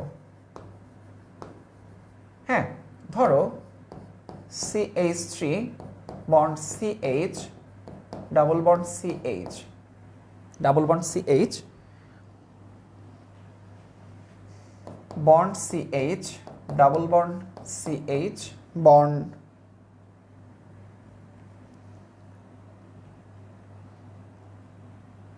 আচ্ছা, এটার সাথে আমরা একটা মূলক দিয়ে শেষ করে ফেলি। Cl, এটা একটা যৌগ, এই যৌগের মধ্যে দুইটা ডাবল বন্ড আছে, এই যৌগের মধ্যে দুইটা ডাবল বন্ড আছে। তোমরা এবার বলো এই যৌগটা জ্যামিতিক সমানতা দেখাবে কিনা? তোমরা আমাকে বলো এই যৌগটা জ্যামিতিক সমানতা দেখাবে কিনা। এটা একটা স্পেশাল কেস, এটা যদি বুঝতে পারো অনেক কিছু তোমাদের কাছে ক্লিয়ার হয়ে যাবে। সাবস্টেন্সের ম্যাস রিলেটেড না বা এখানে কি সাবস্টেন্সের ম্যাস রিলেটেড না? জান্নাতুল হাবিবা, ওইটা আমরা কেস 3-তে যেয়ে দেখবো ম্যাস রিলেটেড কিনা। কেস 2 পর্যন্ত কিছুই রিলেটেড না। আচ্ছা, ক্লিয়ার বস? এখান থেকে আমরা 4 ধরনের কম্বিনেশন বের করতে পারি এখান থেকে, সেটাই তোমাদেরকে দেখাবো কিভাবে বের করতে পারি। আচ্ছা, তো আগে দেখো এই যে double bond, carbon carbon double bond, এটা একটু দেখো, কার্বন কার্বন ডাবল বন্ড, এর এক হাতে আছে CH3 আর এক হাতে আছে হাইড্রোজেন। হ্যাঁ, এর এক হাতে আছে হাইড্রোজেন, আরেক হাতে কে আছে? আরেক হাতে এরা সবাই আছে, এরা সবাই আছে আরেক হাতে, আরেক হাতে এরা সবাই আছে। দেখো এখান থেকে তুমি যদি চিন্তা করো, এই যে এই হাইড্রোজেনটা এক হাতে, বাকি হাতে এরা সবাই। আচ্ছা, এখানেও কার্বন কার্বন ডাবল বন্ডটা আমরা একটু দেখাই, যার এক হাতে আছে হাইড্রোজেন আর এক হাতে আছে ক্লোরিন, আর এর এক হাতে ছিল হচ্ছে একটা হাইড্রোজেন। তো তোমরা একটু ব্যাপারটা একটু চিন্তা করে দেখো ঘটনাটা কি হলো। CH3, এই যে এই কার্বন কার্বন দ্বিবন্ধন, এটা এক হাতে আছে হাইড্রোজেন, এক হাতে CH3। ওকে, এই কার্বনের এক হাতে আছে হাইড্রোজেন আর এক হাতে আছে বাকি সবাই, এক হাতে আছে হাইড্রোজেন আর এক হাতে বাকি সবাই। তাহলে এইখানেও আমরা ডাবল বন্ড বিশিষ্ট যেখানে যেখানে আছে, আমাদের কনসেপ্ট হচ্ছে দ্বিবন্ধন বরাবর জিনিসটাকে একটু ফিক্স করে ফেলা। তাহলে এক হাতে আছে হাইড্রোজেন, বাকি হাতে এক হাতে হাইড্রোজেন আর এক হাতে Cl। ক্লিয়ার? গাঠনিক সংকেত তো লিখতে পারি আমরা। এবার আসলে এখানে কি ঘটনা ঘটলো দেখো, আমরা একই ধরনের মূলকগুলোকে একসাথে করে দেখি। আড়াআড়ি মিল, আড়াআড়ি মিল, তাহলে এই পার্টে এটা হচ্ছে একটা ট্রান্স সমাণু, এই পার্টে এটা হচ্ছে একটা ট্রান্স সমাণু। তাহলে এইটা অ্যাকচুয়ালি এটার নাম হচ্ছে ট্রান্স ট্রান্স ট্রান্স ট্রান্স। এবার আসো এটা ট্রান্স সিস সম্ভব কিভাবে সেটা একটু তোমাদেরকে দেখাই। ট্রান্স সিস সম্ভব, এটা তো বুঝেছো, স্ট্রাকচারটা তো বুঝেছো গাঠনিক সংকেত। এবার দেখো সেম জিনিসটা আমরা করব, সেম জিনিসটা আমরা করব। দেখো কিভাবে, CH3, হ্যাঁ বন্ড সি, আমরা তো বাম পাশটা চেঞ্জ করতে পারবো না তাই না, এটা তো চেঞ্জ করতে পারবো না, ডাবল বন্ড সি। দেখো এই জিনিসটাকে আমরা চেঞ্জ করতে পারি না, চেঞ্জ করতে পারি না, আমরা এই জায়গাটাতে এসে এই পার্টটাকে জাস্ট আমরা একটু চেঞ্জ করে ফেলতে পারি, এই পার্টটাকে। ট্রান্স ট্রান্স তো আমরা দেখলাম তাই না, এবার আমরা জাস্ট এই পার্টটাকে একটু চেঞ্জ করে ফেলতে পারি, এই যে এই পার্টটাকে একটু চেঞ্জ করে ফেলতে পারি। দেখো এখানেও হাইড্রোজেনই থাকবে, এখানেও কার্বন থাকবে, এখানেও হাইড্রোজেনই থাকবে, ডাবল বন্ড সি। শুধু ডান পাশের অংশটা, এই অংশটুকুকে আমরা চেঞ্জ করে ফেলতে পারি, ClH। এবার দেখো কি হলো ঘটনাটা, দেখো এই যে এখানে ট্রান্স, এইটুকু হচ্ছে সিস, এইটার নাম হচ্ছে ট্রান্স সিস সমাণু। ট্রান্স সিস সমাণু। কখনো কখনো এরকম বড় যৌগ দিয়ে তোমাদেরকে কিন্তু কনফিউজ করতে পারে।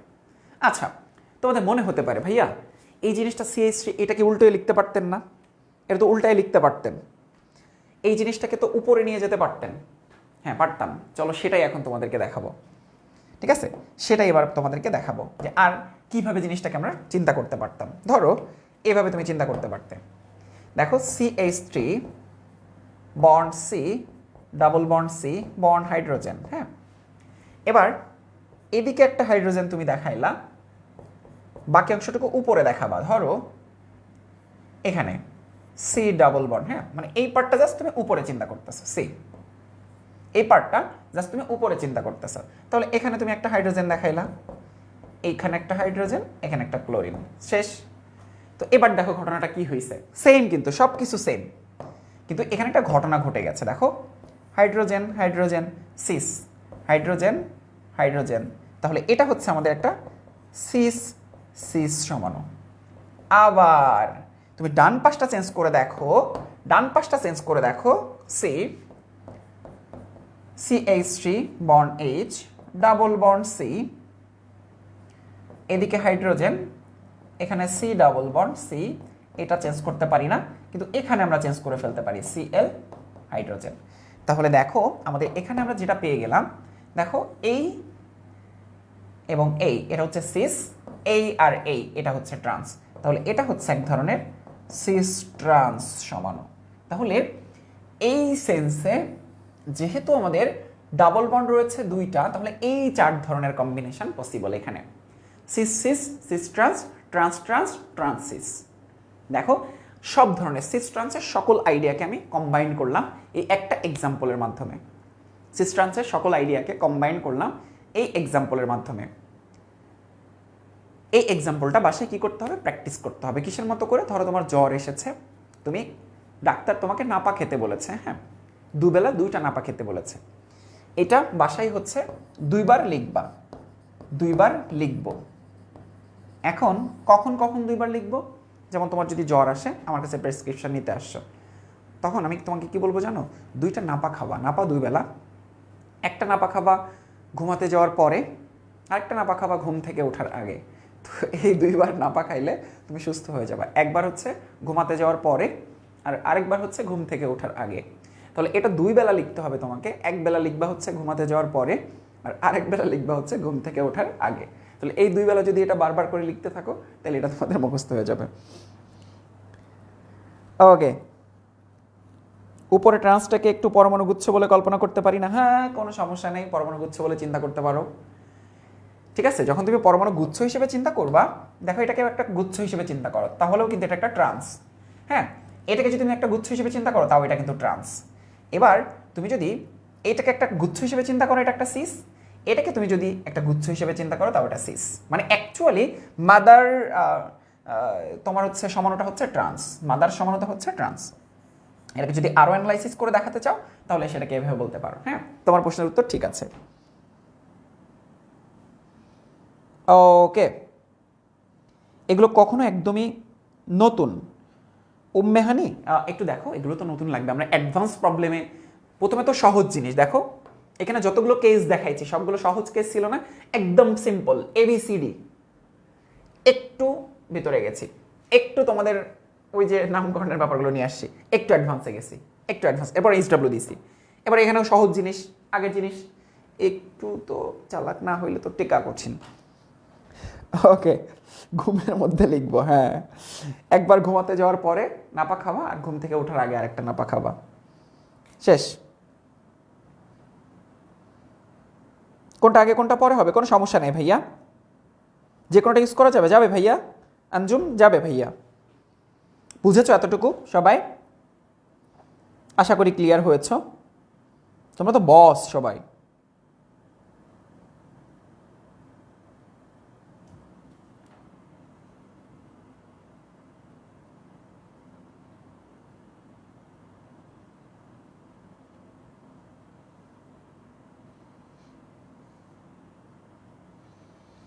ওকে আঞ্জুম, তোমার উত্তর দিয়েছি তো আপু। ওকে, এবার চলো এইটা প্রতিদিন 2বার করে লিখবা, 2 বেলা। একবার হচ্ছে ঘুমাতে যাওয়ার পরে আর একবার ঘুম থেকে ওঠার আগে, ঠিক আছে? নাপা 2 বেলা, প্যারাসিটামল 2 বেলা। এবার আসো কেস 3, এবার আসো কেস 3, ঠিক আছে? কেস 3, তো কেস 3 যখন আমরা শিখতে যাচ্ছি এবিসি সিডিই, তার মানে সব কিছু ভিন্ন ভিন্ন।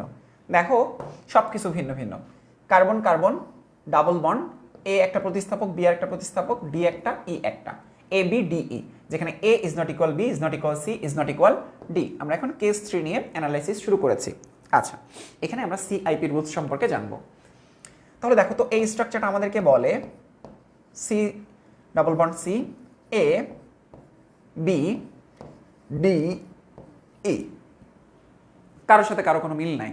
দেখো এটার ক্লাসিক এক্সাম্পল হচ্ছে এরকম, দেখো ফ্লোরিন, ক্লোরিন, ব্রোমিন, আয়োডিন। এখানে তোমরা বলতে পারবে কোনটা সিস কোনটা ট্রান্স? এই স্ট্রাকচারের মানেটা হচ্ছে, এই স্ট্রাকচারগুলোর মানে হচ্ছে no cis trans, no cis trans, হ্যাঁ নো সিস ট্রান্স, এটার মানে হচ্ছে নো সিস ট্রান্স। কেস 3তেই আমরা একটা জিনিস খেয়াল করলাম, চারটা প্রতিস্থাপকের কারোর মধ্যে কোনো মিল নাই, সবার মধ্যে ঝগড়া, কেউ কারো মতো না, সবগুলোর মধ্যেই কিন্তু ভিন্ন ভিন্ন।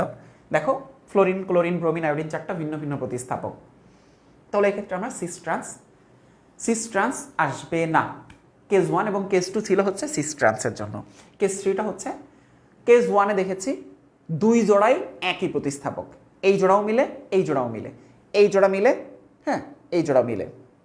আমি তো টান্স দিতেছি না, বুঝাইতেছি। এবার এই জোড়া মিলে, এই জোড়াও মিলে, এই জোড়া মিলে, এই জোড়া মিলে। কেস 2-তে এসে দেখলাম যে কোনো এক জোড়া মিলে, এখানে এসে দেখলাম কিচ্ছু মিলে না। তাহলে ঘটনাটা কি? হ্যাঁ, এখান থেকেই অ্যাকচুয়ালি আমাদের ই জেড সমানুর আবির্ভাব ঘটে। ই জেড সমানু, যেটা আমরা 2 নম্বরে পড়েছি, ই জেড সমানু। আচ্ছা, ই জেড সম্পর্কে জানতে গেলে অনেক কিছু জানতে হবে। আগে ই মানে হচ্ছে ভিন্ন দিকে, এটা মাথায় রাখো। আর জেড মানে হচ্ছে একই দিকে, মাথায় রাখবা।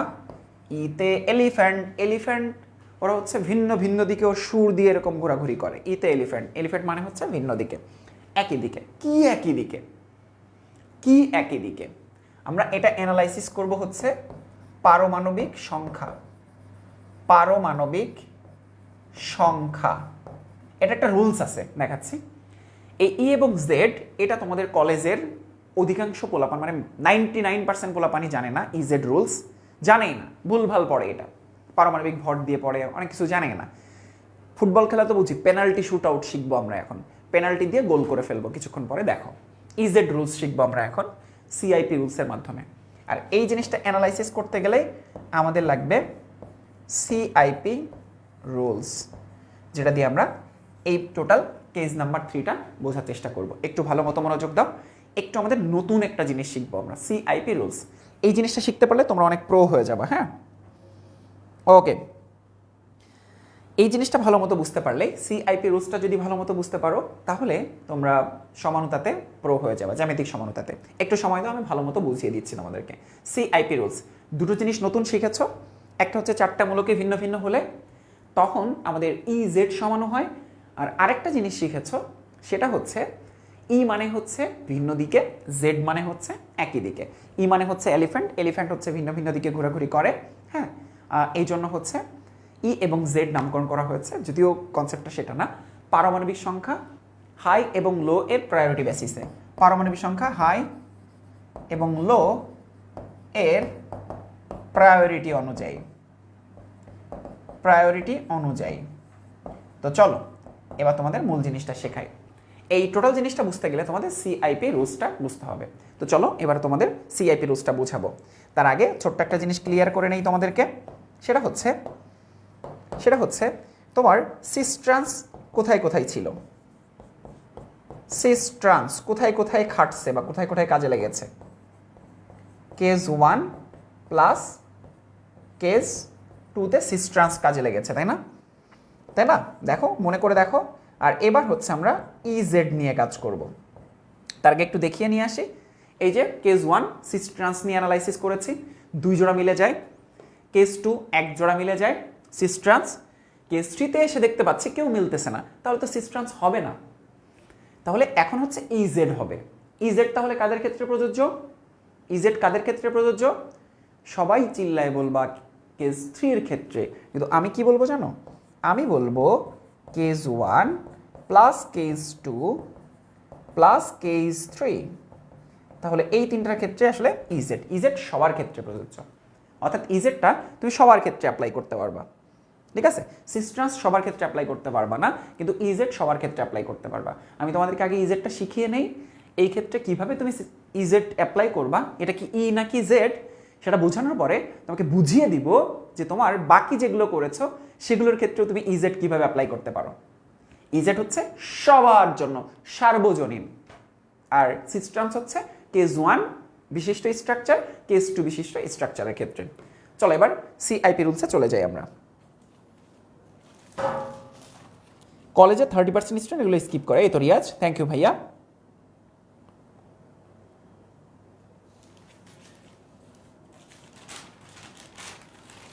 ওকে, তো চলো আমরা এবার এটা বুঝে ফেলি। ওকে, সিআইপি রুলসটা দেখো ডান পাশে লিখাই আছে। তো প্রথমে আসো, সিআইপি রুলস কেন দরকার এবং সিআইপি রুলস বলতে আসলে কি বোঝা যায়। সিআইপি রুলস হচ্ছে আমাদের জ্যামিতিক সমানতা বোঝার জন্য, জ্যামিতিক সমানতার একটা পার্ট বোঝার জন্য, একটা কেস বোঝার জন্য। যখন আমাদের দুটি কার্বনের সাথে সংযুক্ত, দ্বিবন্ধন বিশিষ্ট কার্বনের সাথে সংযুক্ত যে প্রতিস্থাপক আছে, 4টা প্রতিস্থাপকের সবগুলো প্রতিস্থাপকই ভিন্ন ভিন্ন হয়, তখন আমরা সিস ট্রান্স সমানতা বের করতে পারি না, বের করা যায় না। তখন আমাদের ই জেড সমানতা নিয়ে কাজ করতে হয়, এবং ই এবং জেড আইডেন্টিফাই করার জন্যই আমাদের সিআইপি রুলসটা অ্যাপ্লাই করতে হয়। যেখানে ই হচ্ছে যদি ভিন্ন ভিন্ন দিকে পারমাণবিক সংখ্যার প্রায়োরিটি বেসিসে হাই এবং লো, লো এবং হাই, অথবা হাই হাই লো লো, এই প্রায়োরিটি বেসিসে আমরা ই এবং জেড বের করতে পারি। জেড হচ্ছে যদি একই দিকে থাকে, ই হচ্ছে যদি ভিন্ন দিকে থাকে। তো সিআইপি এর পূর্ণরূপ হচ্ছে কান, CAHN, হ্যাঁ, CAHN, কান, ইনগোল্ড এবং প্রিলগ, এই তিনজন বিজ্ঞানী, হ্যাঁ, কান, ইনগোল্ড এবং প্রিলগ, এই তিনজন বিজ্ঞানীর কম্বিনেশনে অ্যাকচুয়ালি সিআইপি রুলসটা তৈরি হয়েছে। কান, ইনগোল্ড এবং প্রিলগ, এখান থেকেই এসেছে সিআইপি এই রুলস। হ্যাঁ, তো চলো সিআইপি রুলসে কি বলা আছে, যার মাধ্যমে আমরা ঠিক এই ধরনের যৌগসমূহ, ধরো সেটা হতে পারে ফ্লোরিন, ক্লোরিন, ব্রোমিন, আয়োডিন, এই ধরনের যৌগে আমাদের কোন সমাণু সম্ভব সেটা কিন্তু আমরা মোটেই বুঝতে পারছি না, কিন্তু এই রুলসের মাধ্যমে আমরা সেটা বুঝতে পারবো। ঠিক আছে, ওকে। তো দ্বিবন্ধনযুক্ত কার্বন যে পরমাণুর সাথে যুক্ত তাকে আগে লিখব। দ্বিবন্ধনযুক্ত কার্বন যে পরমাণুর সাথে যুক্ত তাকে আগে লিখব। একটু ভালো মতো বোঝার চেষ্টা করো। কার্বন যে পরমাণুর সাথে যুক্ত তাকে আমরা আগে লিখব। তোমাদেরকে বলি, এই সিস্টেমে আমাদের পেনাল্টি শুট আউট শিখতে হবে। পেনাল্টি শুট, হ্যাঁ, পেনাল্টি শুট আমরা শর্ট দিব, হ্যাঁ, পেনাল্টি শুট আউট শিখতে হবে। দ্বিবন্ধনযুক্ত কার্বন যে পরমাণুর সাথে যুক্ত তাকে আগে লিখব। এরপর সেই পরমাণুটি যাদের সাথে যুক্ত তাদের মধ্যে যার তড়িৎ ঋণাত্মকতা বেশি তাকে আগে লিখব। আর ডাবল বন্ড থাকলে তাকে 2 বার লিখব। ব্যাপারটা অনেকেরই এক্সাম্পল না দিলে বুঝতে অসুবিধা হচ্ছে। চলো একটা এক্সাম্পল দিয়ে তোমাদেরকে বোঝাই। ধরো এরকম একটা example, C double bond C, হ্যাঁ। এখন এরকম একটা এক্সাম্পলে কি কি থাকতে পারে?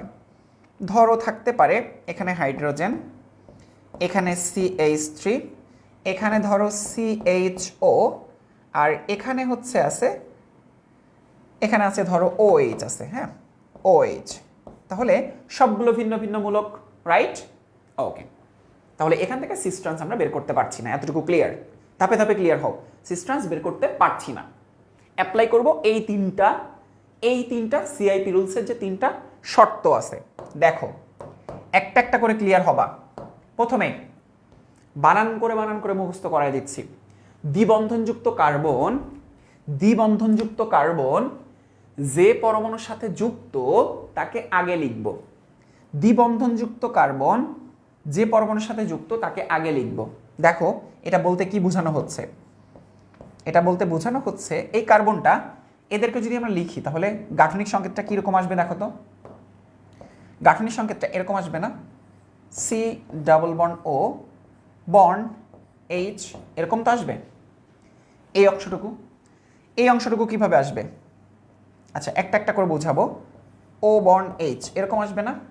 আচ্ছা, প্রথমটাকে বোঝানো হচ্ছে দ্বিবন্ধনযুক্ত কার্বন যে পরমাণুর সাথে যুক্ত, দ্বিবন্ধনযুক্ত কার্বন এই কার্বনের সাথে সংযুক্ত না, তাকে আগে লিখতে হবে। মানে এইটা দেখতে এরকম দেখা যাচ্ছে কিন্তু সিমস লাইক এটা ভিন্ন। এখানে আসলে আমি সেটা দেখবো না, আমি ভিন্ন জিনিস দেখব। এখানে এরকম জিনিস দেখবো না, ভিন্ন জিনিস দেখবো। সেই ভিন্ন জিনিসটা কি বুঝাচ্ছি।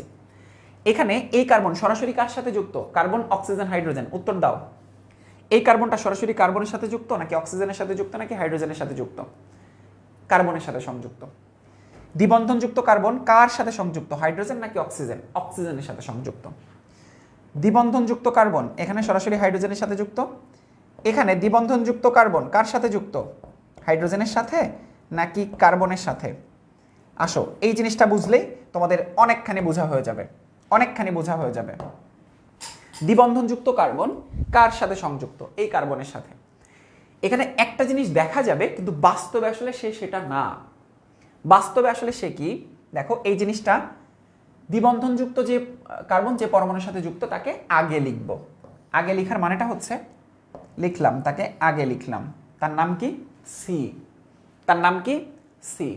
হ্যাঁ, যেই পরমাণুটি, সেই পরমাণুটি যাদের সাথে সংযুক্ত, সেই পরমাণুটি যাদের সাথে সংযুক্ত, সেই পরমাণুকে, এইটা হচ্ছে সেই পরমাণু যাদের সাথে সংযুক্ত, তাদের মধ্যে যার তড়িৎ ঋণাত্মকতা বেশি তাকে আগে লিখব। অক্সিজেন এবং হাইড্রোজেনের মধ্যে কার তড়িৎ ঋণাত্মকতা বেশি? অক্সিজেন 3.5, হাইড্রোজেন 2.1, তাহলে তাকে আগে লিখব, আগে লিখব। সেই পরমাণুটি যাদের সাথে সংযুক্ত তাদের মধ্যে যার তড়িৎ ঋণাত্মকতা বেশি তাকে আগে লিখব। লিখলাম। ডাবল বন্ড থাকলে তাকে দুইবার লিখব। ডাবল বন্ড আছে না, তাহলে অক্সিজেনকে দুইবার লিখব। আরেকজন আছে না হাইড্রোজেন, শেষ। অ্যাকচুয়ালি এটা দেখতে এরকম, এটাকে আমরা এভাবে বিবেচনা করব, এটাকে আমরা এভাবে বিবেচনা করব, ঠিক আছে? থাকবে এভাবে। সিআইপি রুলসের ক্ষেত্রে তাদেরকে একটু ভিআইপি ভাবে চিন্তা করতে হবে। সিআইপি রুলসে ভিআইপি ভাবে আমরা চিন্তা করব। দেখো আবারও বুঝাই। দ্বিবন্ধনযুক্ত কার্বন যে কার্বনের সাথে সংযুক্ত, যে কার্বনের সাথে সংযুক্ত, দ্বিবন্ধনযুক্ত কার্বন যার সাথে সংযুক্ত তাকে আগে লিখলাম।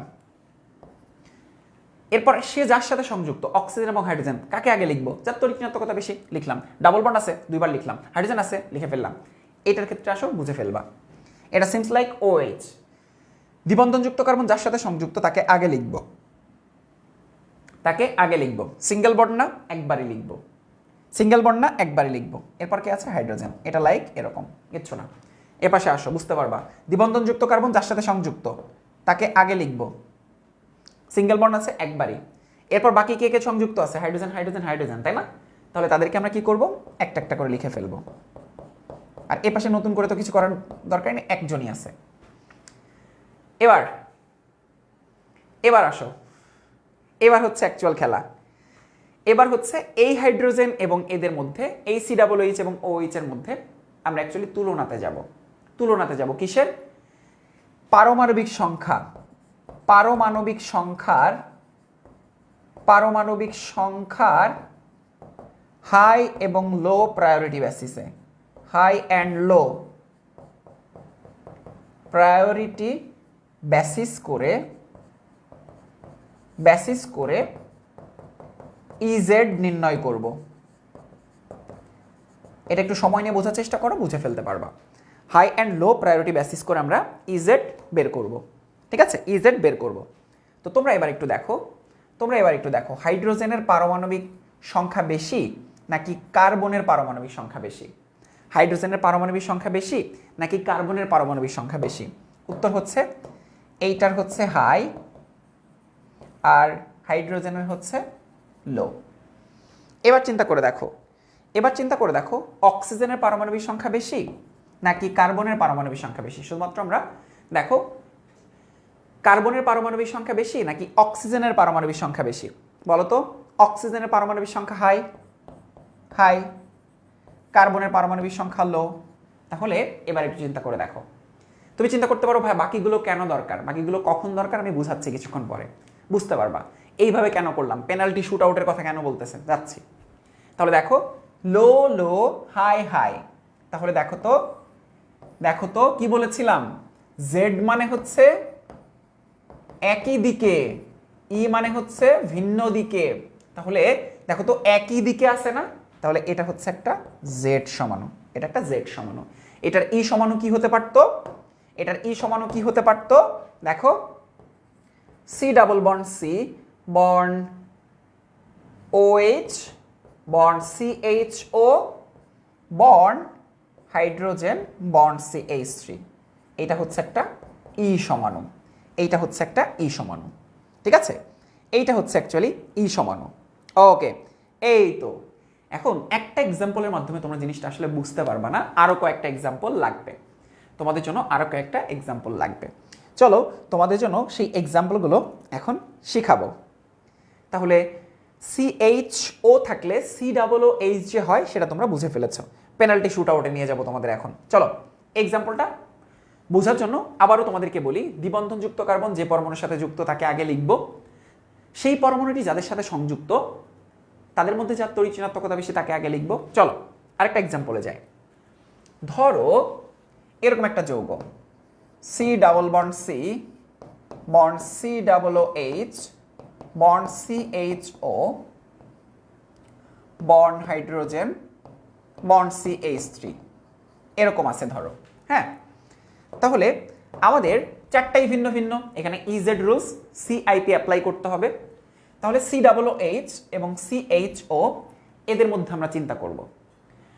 তাহলে এই জিনিসটাতে দেখো এটা কিভাবে আছে, অ্যাকচুয়ালি এভাবে আছে না, সি ডাবল বন্ড ও বন্ড OH এভাবে আছে। এটা কিভাবে আছে, সি ডাবল বন্ড ও বন্ড H এভাবে আছে। তাহলে এটা সিমস লাইক কিরকম, দেখো এটা কিরকম, এইটা হচ্ছে অ্যাকচুয়ালি দ্বিবন্ধনযুক্ত কার্বন কার সাথে সরাসরি সংযুক্ত, কার্বনের সাথে, তাকে আগে লিখব। এরপর এদিকে অক্সিজেন আছে এদিকে অক্সিজেন আছে, তাহলে অক্সিজেনকেই তো লিখব। কিন্তু অক্সিজেন যখন আমি লিখব, অক্সিজেন যখন লিখব তখন একটা জিনিস চিন্তা করে দেখো, যে আমার অক্সিজেন অক্সিজেন এই পাশে ডাবল বন্ড আছে না, ডাবল বন্ডের জন্য দুইটা অক্সিজেন, এটার জন্য আরেকটা অক্সিজেন H। আশা করি বুঝতে পেরেছো, বাকি সবগুলোই লিখবো, ডাবল বন্ড হইলে তাকে দুইবার লিখবো। আচ্ছা, এই পাশে এটা তো অলরেডি হয়ে গেছে, দ্বিবন্ধনযুক্ত কার্বন সরাসরি কার্বনের সাথে সংযুক্ত, তাই এখানে একটা কার্বন, এরপর অক্সিজেনের সাথে সংযুক্ত, তাই অক্সিজেন ডাবল বন্ডের জন্য দুইবার, আরেকটা হচ্ছে হাইড্রোজেন। ক্লিয়ার? এই পাশে দেখো দ্বিবন্ধনযুক্ত কার্বন সরাসরি কার্বনের সাথে সংযুক্ত, এরপর তিনটা হাইড্রোজেনের সাথে সংযুক্ত, আর এ পাশে শুধু হাইড্রোজেনই রয়েছে। এবার আমরা অ্যাপ্লাই করব, কি অ্যাপ্লাই করব, পারমাণবিক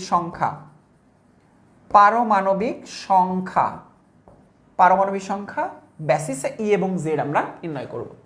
আচ্ছা, COOH এর পারমাণবিক সংখ্যা বেশি নাকি COOH এর পারমাণবিক সংখ্যা বেশি, এটা কেমনে বলবো আমরা, এটা বলা সম্ভব না। কি করতে হবে, পেনাল্টি খেলবো আমরা, ফুটবল খেলা তো দেখেছো তাই না।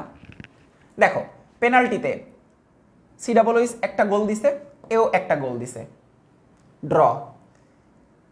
একটা গোল দিছে ড্র, একটা গোল দিছে ড্র।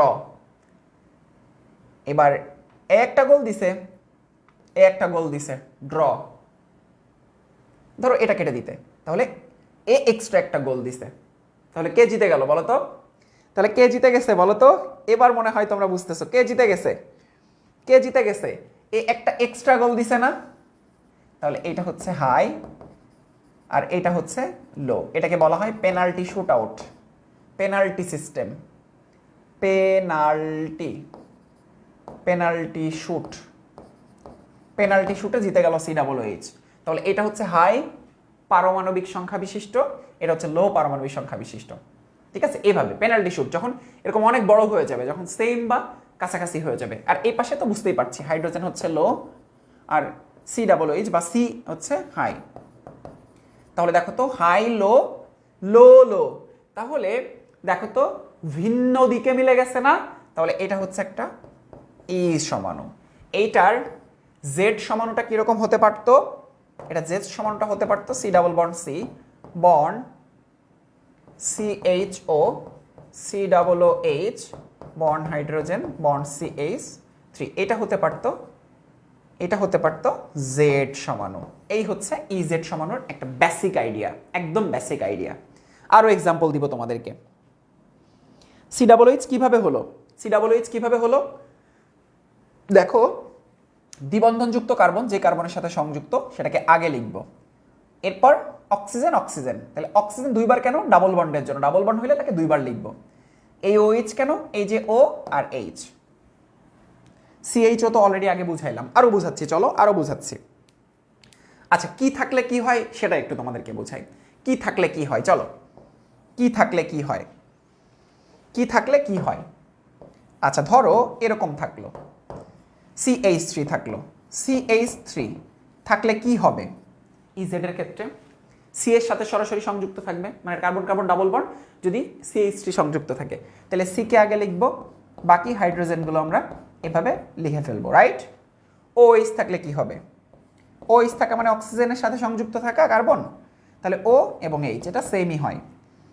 ধরো এরকম হলো, CHO থাকলে কি হয়, ডিরেক্ট কার্বনের সাথে সংযুক্ত, অক্সিজেনের সাথে ডাবল বন্ড থাকবে, তাই OO আর হাইড্রোজেন। COOH থাকলে কি হয়, COOH থাকলে কার্বন অক্সিজেনের সাথে মানে দ্বিবন্ধনযুক্ত কার্বন কার্বনের সাথে সংযুক্ত, কার্বন অক্সিজেনের সাথে ডাবল বন্ড হিসেবে সংযুক্ত, দুইটা O, আর এদিকে হচ্ছে OH। বুঝেছো আশা করি, ওকে। এবার ধরো আর কি কি থাকে, ধরো CH2 CH3 থাকলো, CH2 CH3 থাকলো, এখানে তাহলে কি হবে, CH2 CH3, দেখো ডাবল বন্ড AC এর সাথে সংযুক্ত থাকবে, ডাবল বন্ড দেখো, ডাবল বন্ড দেখো CH2 CH3 সাথে সংযুক্ত থাকতেছে, তাহলে CH2 CH3, তাহলে এদের মধ্যে কার্বন এবং হাইড্রোজেনের মধ্যে সরাসরি কার্বনের সাথে সংযুক্ত নিশ্চয়ই, তাহলে C।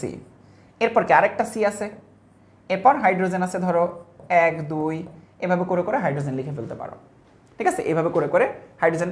এই হাইড্রোজেনের সাথে তো সরাসরি সংযুক্ত না, সরাসরি সংযুক্ত না হলে তাদেরকে আমরা লিখব না, সরাসরি সংযুক্ত না হলে তাদেরকে আমরা লিখব না, ওকে। এরপর ধরো আর কি হতে পারে, এরকম করেই আমাদের এক্সাম্পলগুলো আসতে পারে, এরকম করেই আমাদের এক্সাম্পলগুলো আসতে পারে। আচ্ছা চলো আরেকটা পারফেক্ট এক্সাম্পল তোমাদেরকে দেখাই। বা পেনাল্টি শুটটা কি হবে, যার সাথে যার মিলবে তার সাথে নাকি, হ্যাঁ যার সাথে যার মিলবে সেটা বাদ দিয়ে, ঠিক আছে, যার সাথে যার মিলবে সেটা বাদ দিয়ে আমরা চিন্তা করব, যার সাথে যার মিলবে সেটা বাদ দিয়ে তারপর বাকি যে অংশ থাকে।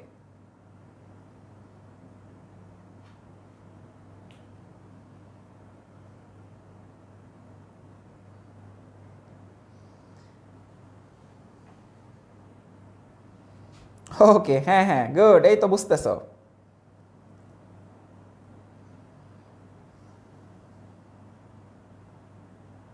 আচ্ছা লাস্টেরটা আরেকবার, এই যে দেখো এই কার্বন এরপর যে হাইড্রোজেনগুলো তুমি ধরো এভাবে লিখতে পারতা, হাইড্রোজেন হাইড্রোজেন হাইড্রোজেন আরও লিখতে পারতা, কোনো সমস্যা নাই, ঠিক আছে। শেষ করে যেটা বাকি থাকবে সেটার পারমাণবিক সংখ্যা আমরা তুলনা করবো। পেনাল্টি শুট আউটে কি হয়, পেনাল্টি শুট আউটে কি হয় মূলত, এটা 4টা গোল দিছে, এরা 5টা গোল দিছে, তাহলে জিতে গেল না, হাই আর কিছু না, এই 4টা গোল দিছে তো 5টা গোল দিছে, শেষ। আচ্ছা আরেকটা এক্সাম্পলে যাই, তাহলে ব্যাপারগুলো একদম ক্লিয়ার হবে তোমাদের। ফাইনালি আমরা আরেকটা এক্সাম্পলে চলে যেতে পারি।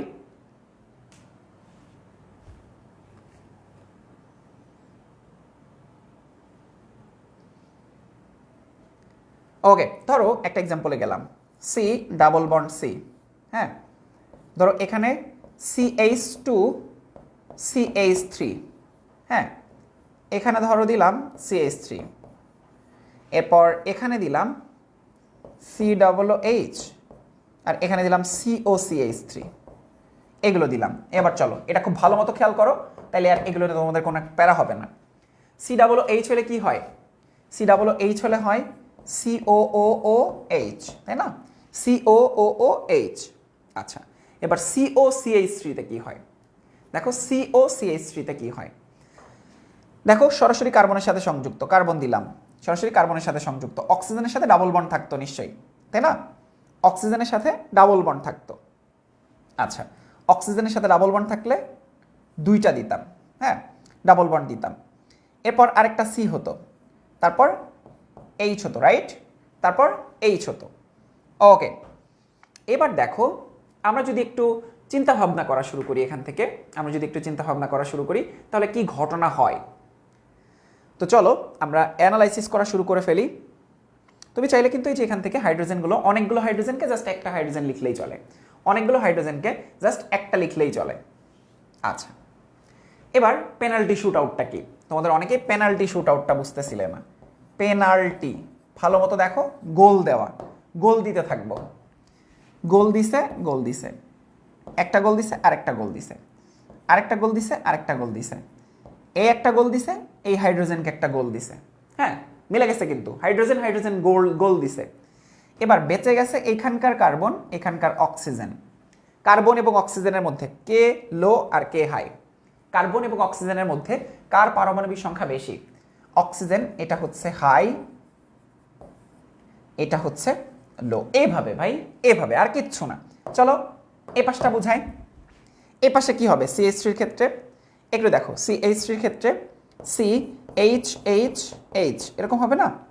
এবার উপরে কি হবে দেখো, উপরে কি হবে দেখো, উপরে একটা C আর একটা C, H, ঠিক আছে, H।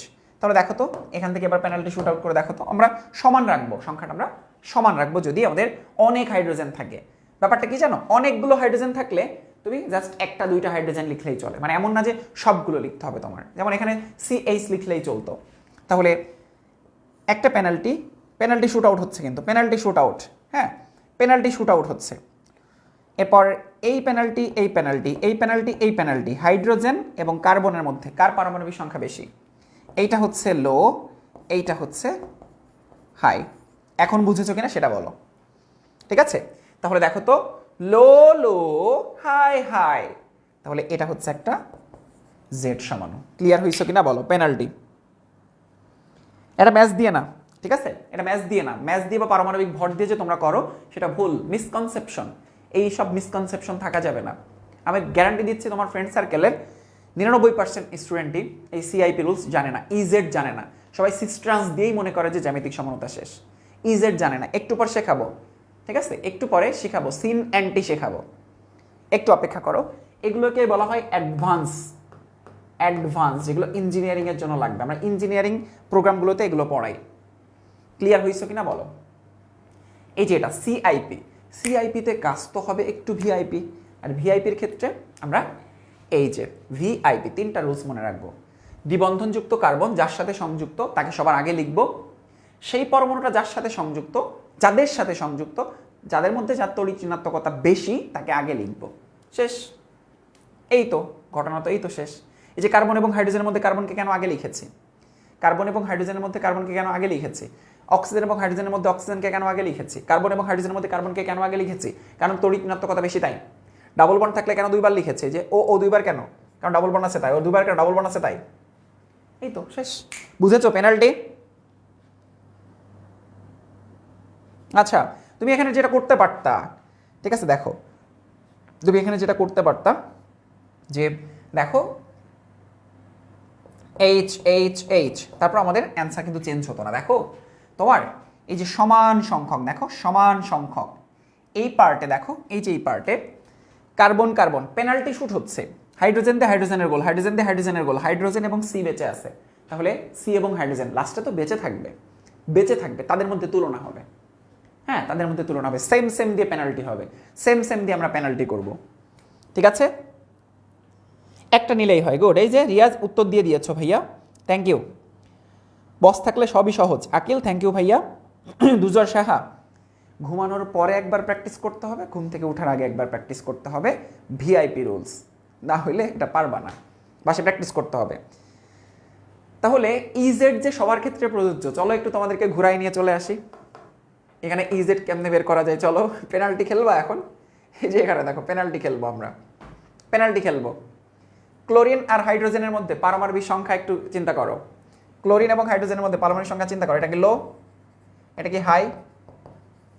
আচ্ছা, হাইড্রোজেনের সাথে তুলনা হবে কার? কার্বনের। হাইড্রোজেনের সাথে তুলনা হবে কার? হাইড্রোজেনের সাথে তুলনা হবে কার বলো তো? হাইড্রোজেনের সাথে তুলনা হবে কার্বনের অ্যাকচুয়ালি, হ্যাঁ কার্বনের। সবাইকে তোমরা নিয়ে তুলনা করতে পারবো না। তাহলে দেখো কার্বনের হচ্ছে হাই আর এইচ এর হচ্ছে লো। তাহলে দেখো লো লো সিস, অ্যাকচুয়ালি এটা কি বলো তো? ই নাকি জেড? এটা হচ্ছে জেড, একই দিকে জেড। চলো আরো কিছু তুলনা দেখায়, মানে ইজেড সবার ক্ষেত্রে প্রযোজ্য, সিস্টাস কেস 1 আর কেস 2 এর ক্ষেত্রে প্রযোজ্য। আচ্ছা একটা কঠিন এক্সাম্পলে যায়, কঠিন এক্সাম্পলে যায়, কঠিন এক্সাম্পল না এগুলো তো সহজ। এখানে চাকরিকের ক্ষেত্রে যাই, ধরো চাকরিকের ক্ষেত্রে এক্ষেত্রেও ইজেড পসিবল, চাকরিকের ক্ষেত্রেও ইজেড পসিবল। দেখো দেখো এক্ষেত্রে হাইড্রোজেন এবং কার্বনের মধ্যে তুলনা করব, কারণ কার্বন সরাসরি সংযুক্ত। তাহলে এটা হচ্ছে হাই, এটা হচ্ছে লো, এখানে হাইড্রোজেন লো, কার্বন হচ্ছে হাই। তাহলে দেখো হাই হাই লো লো, এটা হচ্ছে আমাদের জেড। আর এক্ষেত্রে যে ই হবে সেটা তো বুঝতেই পারছো, ইজেড বেটা, তোরা সব ইজেড। লাস্টে কেউ বেঁচে না থাকলে সবসময় বেঁচে থাকবে সরকার। সজীব চন্দ্র সরকার পেনাল্টিতে দিল মেসি গোল, লাস্টে বেঁচে থাকবে না, খেলা শেষ হয়ে যাবে, খেলা শেষ হয়ে যাবে। ইজেড সবার জন্য, পৃথিবীর সবার জন্য, সবার জন্য। এরপরেও যদি তোরা না বুঝোস রে, মেয়েরে একদম তক্তা বানাই দিব কিন্তু পোলাপান সবগুলারে। Okay next, EZ clear, CIP rules VIP rules সব ক্লিয়ার। দেখো কত কিছু পড়াই ফেললাম। ওকে সিআইপি রুলস একটা। আচ্ছা আরেকটা এক্সাম্পল তোদের করাই, যা আরেকটা এক্সাম্পল করাই তোদের, এটা বলতে হবে হ্যাঁ। C double bond C, ammonia নিয়ে চলে আসি। সি ডাবল বন্ড সি, ধরো CH3OH, এরপর ধরো দিলাম NH2, অ্যামোনিয়া তো হতে পারে। আচ্ছা এখানে দিলাম CHO। আচ্ছা তাহলে এবার চলো আমরা অ্যানালাইসিস করি। OH এর জন্য আমাদের কি চিন্তা করব? OH। CH এর জন্য কি চিন্তা করব? CH। হ্যাঁ CHHHHH, এরকম শুধু CH নিলাম তুলনা করার জন্য।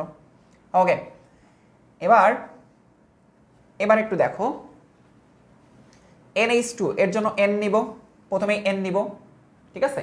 সি বন্ড N, একদিকে হাইড্রোজেন আর একদিকে হাইড্রোজেন H H। এই পাশে কি নিব? সরাসরি কার্বন সংযুক্ত COO, হ্যাঁ H, COOH, হ্যাঁ COOH। তো চলো এর নিয়ে যদি আমরা একটু অ্যানালাইসিস করি, এটা নিয়ে যদি আমরা একটু অ্যানালাইসিস করি তাহলে দেখো কি হয়। আমরা দেখো যখন দেখবো যে আমাদের পেনাল্টি শুট আউটে তোমরা যেটা নিয়ে কনফিউজ হচ্ছিলে, দেখো এই যে এইচ পেনাল্টি শুট আউটে বাদ, কার্বন এবং অক্সিজেনের মধ্যে এটা হচ্ছে হাই আর এটা হচ্ছে লো। এই জায়গাটাতে এসে তোমরা একটু কনফিউজ হয়ে যাচ্ছে, তাই না? দেখো কনফিউজ হয়ে গেছে যে ভাইয়া কার্বনের সাথে নাইট্রোজেন, অক্সিজেনের সাথে অক্সিজেন হইল না তো, মিলতেছে না তো, মিলতেছে না। তাহলে আমরা তখন কি করব জানো? আমরা যে কাজটা করব, আমরা একটা একটা করে পেনাল্টি শুট আউট করবো, একটা একটা করে পেনাল্টি শুট আউট। যেখানে এসে বেঁচে যাবে সে হচ্ছে হাই, যেখানে এসে বেঁচে যাবে সে হচ্ছে হাই। হ্যাঁ যদি এই ধরনের কেস হয় যে একটা বেঁচে যাচ্ছে তখন সেটা হচ্ছে হাই। তাহলে হাই হাই এটা হচ্ছে আমাদের একটা জেড সমান। ক্লিয়ার? যখন বেঁচে যাবে অ্যাকচুয়ালি তখন সেটা হচ্ছে জেড সমান, এটার উল্টোটা হচ্ছে আমাদের ই সমান। এটা নিয়ে তো কনফিউজ হচ্ছিলাম, করাই দিলাম। যাও এখন ক্লিয়ার?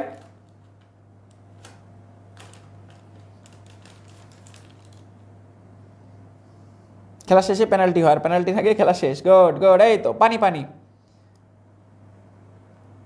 গুড। যাক পোলাপানের পানি পানি হয়েছে। আচ্ছা লাস্ট কোশ্চেন, হ্যাঁ তোমরা বলবা এটা কোন ধরনের সমাণু। ধরো এদিকে একটা লন প্যার ইলেকট্রন আছে, এদিকে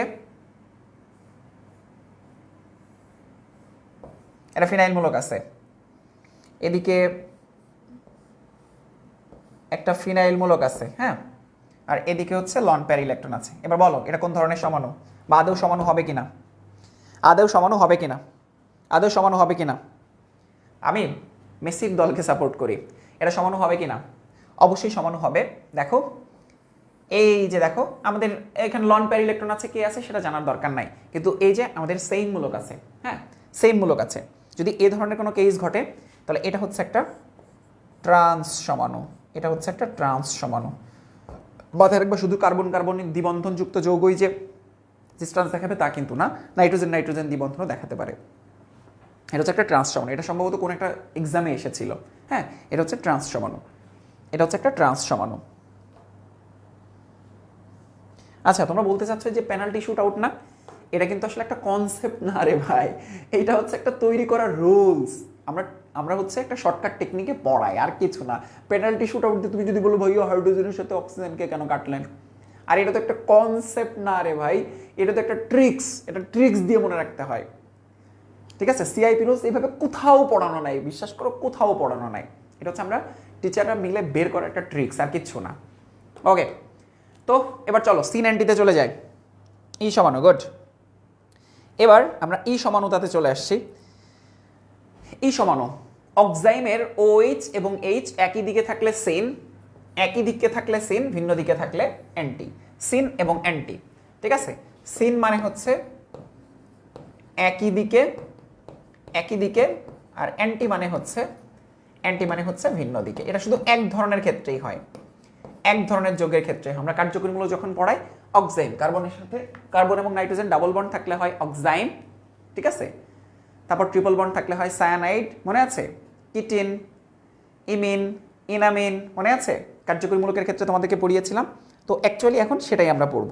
ওকে, তো দেখো আমরা যদি স্ট্রাকচারের দিকে চলে যাই, কার্বন এবং নাইট্রোজেন, ঠিক আছে, কার্বন এবং নাইট্রোজেনের একদিকে ধরো OH, একদিকে হাইড্রোজেন, একই দিকে, হ্যাঁ। আর এদিকে থাকতে পারে ধরো CH3 থাকতে পারে, আর এদিকে হচ্ছে আমাদের, এদিকে অ্যাকচুয়ালি আমাদের বলতে পারো যে লন প্যার ইলেকট্রন থাকবে এদিকে, হ্যাঁ। এবার ধরো এটা একটা স্ট্রাকচার ড্র করি আমরা, কার্বন ডাবল বন্ড নাইট্রোজেন, ডান পাশটা চেঞ্জ করে দেই, লন প্যার ইলেকট্রন, এরপর হচ্ছে বাম পাশটা ফিক্স রাখবো আমরা, CH3 হাইড্রোজেন। এবার তাইলে তোমরা নিশ্চয়ই বলতে পারছো যে হাইড্রোজেন এবং OH এটা হচ্ছে আমাদের অক্সাইম মূলক, হ্যাঁ অক্সাইম মানে C ডাবল বন্ড N, এখান থেকে OH সংযুক্ত থাকলে সেটাকে আমরা বলি অক্সাইম, অক্সাইম, হ্যাঁ। নাইট্রোসো গত ক্লাসেই পড়িয়েছি, কিসের মধ্যে আমরা পড়িয়েছি হচ্ছে তোমাদের টোটোমারিজমের মধ্যে, টিউটামারিজমের মধ্যে, মনে আছে? অক্সাইম কিভাবে তৈরি হয়ে যায়, নাইট্রোসো থেকে আমরা পড়িয়েছি কিন্তু। তো দেখো যদি একই দিকে থাকে, যদি দেখো একই দিকে থাকে, দেখো একই দিকে থাকলে এটা হচ্ছে সিন, সিন, আর এটা হচ্ছে অ্যান্টি। এটাকে বলতে পারো সিন অক্সাইম, এটাকে বলতে পারো অ্যান্টি অক্সাইম। হ্যাঁ, মাঝে মাঝে এই ধরনের কোশ্চেন দেয়। আচ্ছা, এটাকে কিন্তু তাও বলতে পারো সিন অক্সাইম মানে হচ্ছে, দেখো সিন অক্সাইম মানে হচ্ছে এবং অ্যান্টি অক্সাইম মানে ই এবং জেড, এটাও কিন্তু বলতে পারো। সিন অক্সাইমের ক্ষেত্রে দেখো আমরা যদি অ্যানালাইসিস করি তাহলে দেখো হাই লো এই ধরনের চিন্তাভাবনাও কিন্তু এখানে নিয়ে আসতে পারো। যাই হোক আমরা ওদিকে যাব না। তো সিন অক্সাইম এবং অ্যান্টি অক্সাইম সেটাও কিন্তু আমরা বুঝে ফেলতে পারলাম। ক্লিয়ার হয়েছ? আচ্ছা, এটা বুঝতে গেলে তোমাদের যেটা লাগবে সেটা হচ্ছে এই যে অক্সাইম, হ্যাঁ এই যে এদিকে একটা হাত এদিকে একটা হাত আছে, তো এই ব্যাপারটা তোমাদের বুঝতে হবে, এই ব্যাপারটা তোমাদের বুঝতে হবে। নাইট্রোজেনের মাথার উপরে লন প্যার ইলেকট্রন আছে। এই যে অক্সাইমের সংকেতটা কি গত ক্লাসে তোমাদেরকে পড়িয়েছি,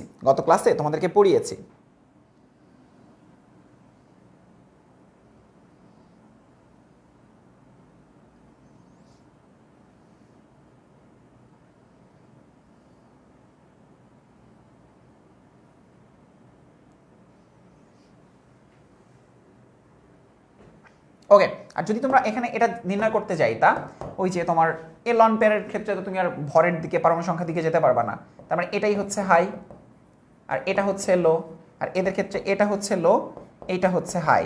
তাহলে দেখো তো এটা এক ধরনের ই হতো না, তাহলে বিপরীতভাবে এটা হচ্ছে জেড, এটা তুমি নির্ণয় করতে পারতা। বললাম না ই এবং জেড সবার জন্য, সার্বজনীন সবার জন্য। সিন এবং anti, syn and anti, clear?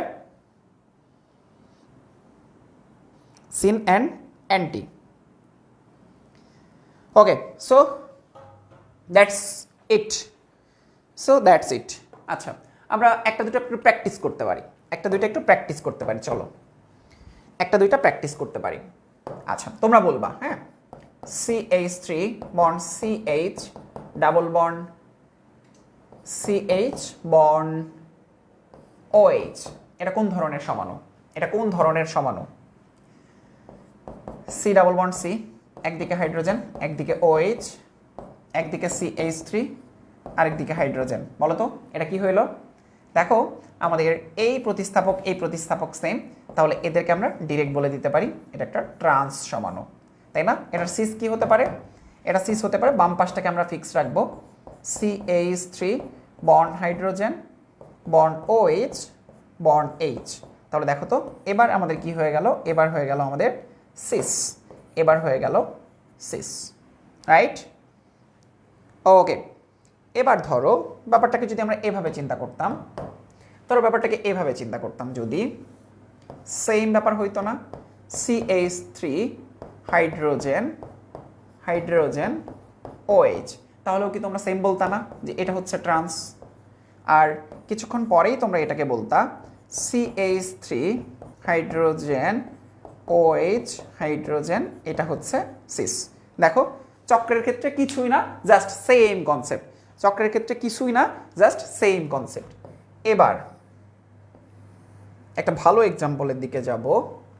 ধরো Cl CH3 CHO COCH3। এবার বলো এটা কি? সবগুলো প্রতিস্থাপক ভিন্ন ভিন্ন, তার মানে তোমাকে অবশ্যই কোন দিকে হাঁটতে হবে? তোমাকে ইজেড এর দিকে হাঁটতে হবে, ভিআইপি রুলের দিকে হাঁটতে হবে, ভিআইপি না সিআইপি রুলের দিকে হাঁটতে হবে। তাহলে এটা হচ্ছে ক্লোরিন আর এটা হচ্ছে CHH, তাই না? ওকে, এরপর CHO, এটা হচ্ছে COOH হয়। আর এক্ষেত্রে কি হয় দেখো, COCH3, তোমাদের মনে আছে COCH3 ক্ষেত্রে কি হয়েছিল? ডাবল বন্ড ও বন্ড CH3, তাহলে অক্সিজেন দুইবার, এরপর হচ্ছে C, তারপর আস্তে আস্তে হাইড্রোজেনগুলো হতে থাকবে। আচ্ছা তাহলে একটা জিনিস তোমরা একটু খেয়াল করে দেখো যে ওই পাশে আমরা তুলনা করতে থাকবো যে আমাদের পেনাল্টি শুট আউটে কি হয়, তাহলে আমরা পেনাল্টি শুট আউটে কি পাই? দেখো এপাশে ক্লোরিন আর এপাশে অ্যাকচুয়ালি কার্বন এবং ক্লোরিনের মধ্যে ডেফিনেটলি এটা হাই, ক্লোরিন হাই আর এটা হচ্ছে লো। হ্যাঁ, যেহেতু আমাদের পেনাল্টি শুট আউট এখানে লাগছেই না, আছেই সে একলা, তার সাথে আর কি যুদ্ধ, তখন একলাই চিন্তা করতে হবে। আচ্ছা তাহলে এবার চিন্তা করে দেখো যে আমাদের যদি পেনাল্টি শুট আউট হয় কার্বন অক্সিজেন হাইড্রোজেন আর কার্বনের মধ্যে, নিশ্চয়ই এটা হচ্ছে হাই আর হাইড্রোজেন হচ্ছে লো। তাহলে এবার চিন্তা করে দেখো লো হাই, তাহলে এটা ডেফিনেটলি ই সমাণু, ঠিক আছে? যদি উল্টোটা হতো তাহলে সেটা হয়ে যেত জেড সমাণু। এটার জেড সমাণুটা কি? এটা জেড সমাণু হতো দেখো Cl CH3 COCH3 এবং CHO, এটা হতো জেড। আশা করি তোমরা এখন ইজেড বুঝতে পেরেছো। দ্যাটস ইট, আর কিচ্ছু না। অনেক অ্যাডভান্স জিনিসপত্র পড়িয়ে ফেললাম, ঠিক আছে? এবার আসো সিস এবং ট্রান্স সমাণুর ধর্মটা বোঝাতে গেলে আমাদের প্রথমেই যেটা লাগে সেটা হচ্ছে এদের একটা স্ট্রাকচার রাখতে হয়। ধরো আমি একটা স্ট্রাকচার ড্র করি, C ডাবল বন্ড C। হ্যাঁ, একই ধরনের স্ট্রাকচার ধরো হতে পারে এখানে ক্লোরিন, এখানে হাইড্রোজেন, এখানে ক্লোরিন, এখানে হাইড্রোজেন। হ্যাঁ, এদের একটা স্ট্রাকচার একই, carbon double bond carbon, same to মিলিয়ে একই, ক্লোরিন হাইড্রোজেন এবং ক্লোরিন। তো এখানে প্রথমে যে বৈশিষ্ট্যটা সম্পর্কে আমরা জানবো সেটা হচ্ছে এই যে দেখো ক্লোরিন নিজের দিকে ইলেকট্রন টানতেছে, কার্বন নিজের দিকে ইলেকট্রন টানতেছে, কারণ কার্বনের তড়িৎ ঋণাত্মকতা বেশি হাইড্রোজেনের থেকে, নিজের দিকে টানতেছে। কিন্তু এখানে যেটা হচ্ছে যে এখানে কার্বন নিজের দিকে টানতেছে, 180, মানে একদম একই দিকে। ধরো এই যে এটা আর এটা যোগফল কি? ভেক্টর যোগফল 0। এখানে ক্লোরিন নিজের দিকে ইলেকট্রন টানতেছে, এখানে ক্লোরিন নিজের দিকে ইলেকট্রন টানতেছে। তাহলে দেখো এইটা আর এইটার ভেক্টর যোগফল 0। তাহলে এখানে বলাই যেতে পারে যে নেট ডাইপোল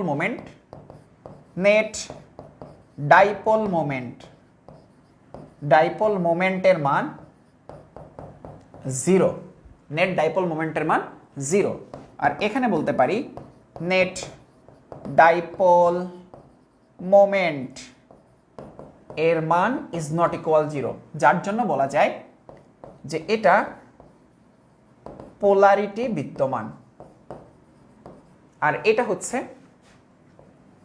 অপোলার, এর মধ্যে পোলারিটি নাই বা পোলারিটি কম। ঠিক আছে, এর মধ্যে পোলারিটি কম আর এর মধ্যে যেটা বলা যায় সেটা হচ্ছে পোলারিটি, এর মধ্যে পোলারিটি বেশি। ঠিক আছে, পোলারিটি বলতে কি বোঝায়? পোল তৈরি হয়ে যাওয়া। ধরো টানাটানি হচ্ছে, দেখো আনঅর্গানাইজড ভাবে টানাটানি হচ্ছে না, এদিকে যাচ্ছে এদিকে যাচ্ছে। ডাইপোল মোমেন্টের মান যদি 0 হয় তাহলে সেটা একটা অপোলার কম্পাউন্ড, তার পোলারিটির মান কম। নেট ডাইপোলার মোমেন্টের মান যদি ইজ নট ইকুয়াল 0 হয় তাহলে সেটা একটা পোলার যৌগ হয়। হ্যাঁ, পোলার যৌগ হয়। এবার যদি পোলারিটি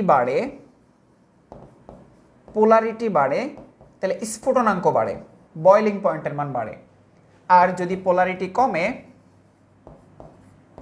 কমে বয়লিং পয়েন্টের মান কমে। এবার আসো, এইটুকু তো বুঝলাম। এবার পেট কাটবো দুজনেরই। ঠিক আছে, দুজনেরই পেট কাটবো। পেট কেটে দাড়িপাল্লায় ওজন নির্ণয় করব। কাট পেট কাটলাম। এই ক্লোরিন আর হাইড্রোজেনের ভর কত? 36.5। এই ক্লোরিন আর হাইড্রোজেনের ভর কত? 36.5। উপর আর নিচে যদি দাড়িপাল্লায় মিলে যায় তাহলে তাদেরকে বলা হয় প্রতিসাম্যতা, প্রতিসাম্যতা। ঠিক আছে, এর প্রতিসাম্যতা বেশি, সিমেট্রিক স্ট্রাকচার বলা হয় সিসের ক্ষেত্রে। এবার এর পেট কাটো। ক্লোরিন ভর 71, হাইড্রোজেন ভর 2। ওমা, এদের মধ্যে প্রতিসাম্যতা নাই বা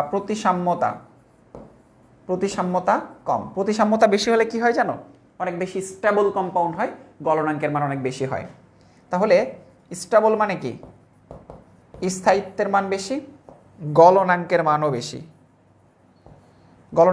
বেশি। তাহলে সেম গোজ ফর সিস। তাহলে স্টেবিলিটি মানে হচ্ছে স্থায়িত্ব বেশি, স্থায়িত্ব কম, গলনাঙ্কও কম। ঠিক আছে, এগুলো বলে দেওয়া পসিবল। এরপর ধরো যদি পোলারিটি বেশি হয় তাহলে কি হয় জানো? দ্রাব্যতার মান বেশি হয়। এরপর ধরো দহন তাপ বেশি হয়। এরপর ধরো ঘনত্ব বেশি হয়। এরপর অভ্যন্তরীণ শক্তি বেশি হয়। তাহলে সেম জিনিসপত্রগুলো এই পাশে উল্টা। তাহলে দ্রাব্যতা কম হয়, দহন তাপ কম হয়, ঘনত্ব কম হয়, অভ্যন্তরীণ শক্তি কম হয়। বুঝছো? এইটা একটা প্যাকেজ, এইটা আরেকটা প্যাকেজ। এই 3 প্যাকেজ মনে রাখলে 4 আর 3 7 আর 2 9টা মনে রাখতে পারবা। তো দেখো, একটা জিনিস তোমাদেরকে বলে দেই, একটা লাইন মনে রাখলে এই সবগুলো মনে থাকবে। 9 9 18টা বৈশিষ্ট্যকে মুখস্থ করার সময় আছে? আমরা প্রো না, আমরা কি মুখস্থ করব? 9টা 18টা সব বাদ। আমরা মুখস্থ করব হচ্ছে এই লাইনটা, সবাই লিখো। গলনাঙ্ক, স্থায়িত্ব আর প্রতিসাম্যতা। হ্যাঁ, এই গলনাঙ্ক স্থায়িত্ব প্রতিসাম্যতা ছাড়া বাকি সব কিছু সিস এর বেশি। সিসের কি বেশি? দ্রাব্যতা বেশি। সিসের দহন তাপ বেশি। সিসের ঘনত্ব বেশি। সিসের অভ্যন্তরীণ তাপ বেশি। সিসের পোলারিটি বেশি। সব কিছু বেশি, বয়লিং পয়েন্ট বেশি। শুধু 3টা জিনিস কম। কি কি? কমেন্ট বক্সে একটু লিখে ফেলো তো। গলনাঙ্ক, স্থায়িত্ব, প্রতিসাম্যতা। গলনাঙ্ক, স্ফুটনাঙ্ক, প্রতিসাম্যতা। গলনাঙ্ক, স্ফুটনাঙ্ক, প্রতিসাম্যতা। গলনাঙ্ক, স্ফুটনাঙ্ক, প্রতিসাম্যতা। এই 3টা জিনিস হচ্ছে গলনাঙ্ক, স্থায়িত্ব এবং প্রতিসাম্যতা ছাড়া বাকি জিনিসপত্রগুলো যেগুলো আছে সবই সিসের বেশি। That's it. এই তো বেসিক সব কিছু শেষ হয়ে গেল।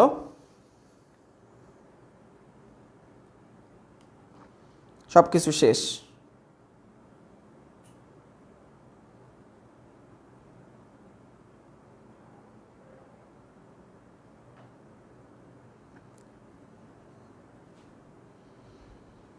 ওকে, বুঝতে পেরেছো আশা করি।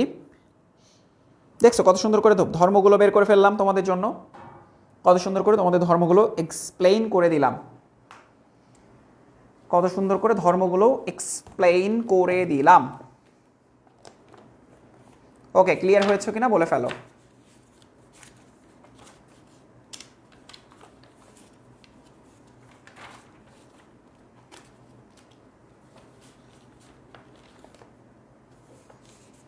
ক্লিয়ার?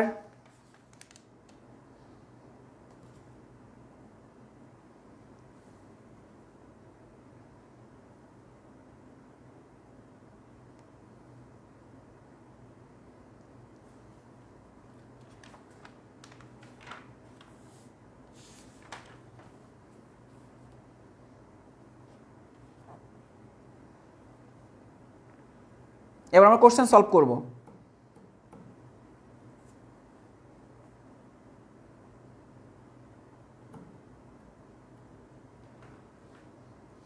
ওকে, চলো এবার আমরা কোশ্চেন সলভ করব। কোনটি জ্যামিতিক সমানতা প্রদর্শন করে? সবাই একটু ঝটপট উত্তর দিয়ে ফেলবো। কোনটি জ্যামিতিক সমানতা প্রদর্শন করে? এভাবে আগে কেউ পড়ায়নি। Mehedi Hasan, thank you so much ভাইয়া। বন্ধুদেরকে জানিও, আর বন্দিপাশলা গ্রুপেও জানিও। আর ইউটিউবে তো আমার সমানতার লেকচার ওপেন আছে, দেখবে ওখানে একদম পিওর বেসিক লেকচার ওপেন আছে। তো চলো, নিচের কোনটি জ্যামিতিক সমানতা প্রদর্শন করে? তোমাদেরকে বলেছি যে তুমি ইজেড এর কথা চিন্তা করে দেখো, জিজ্ঞাসা করে দেখো বন্ধুদেরকে কেউ জানে কিনা। তোমার কলেজে 24-এ যারা আছো, 23-এ যারা আছো, 25 তো জানার কথাই না। তারপর তোমার হচ্ছে সিন অ্যান্টি জিজ্ঞাসা করে দেখো, পারে না। সিআইপি রোজ জিজ্ঞাসা করে দেখো, পারে না। ঠিক আছে? তারপর পেনাল্টি শুট আউট জিজ্ঞাসা করে দেখো, পারে না। কোনটি জ্যামিতিক সমানতা প্রদর্শন করে? তাহলে আমরা তো স্ট্রাকচার দেখেছি, তাই না?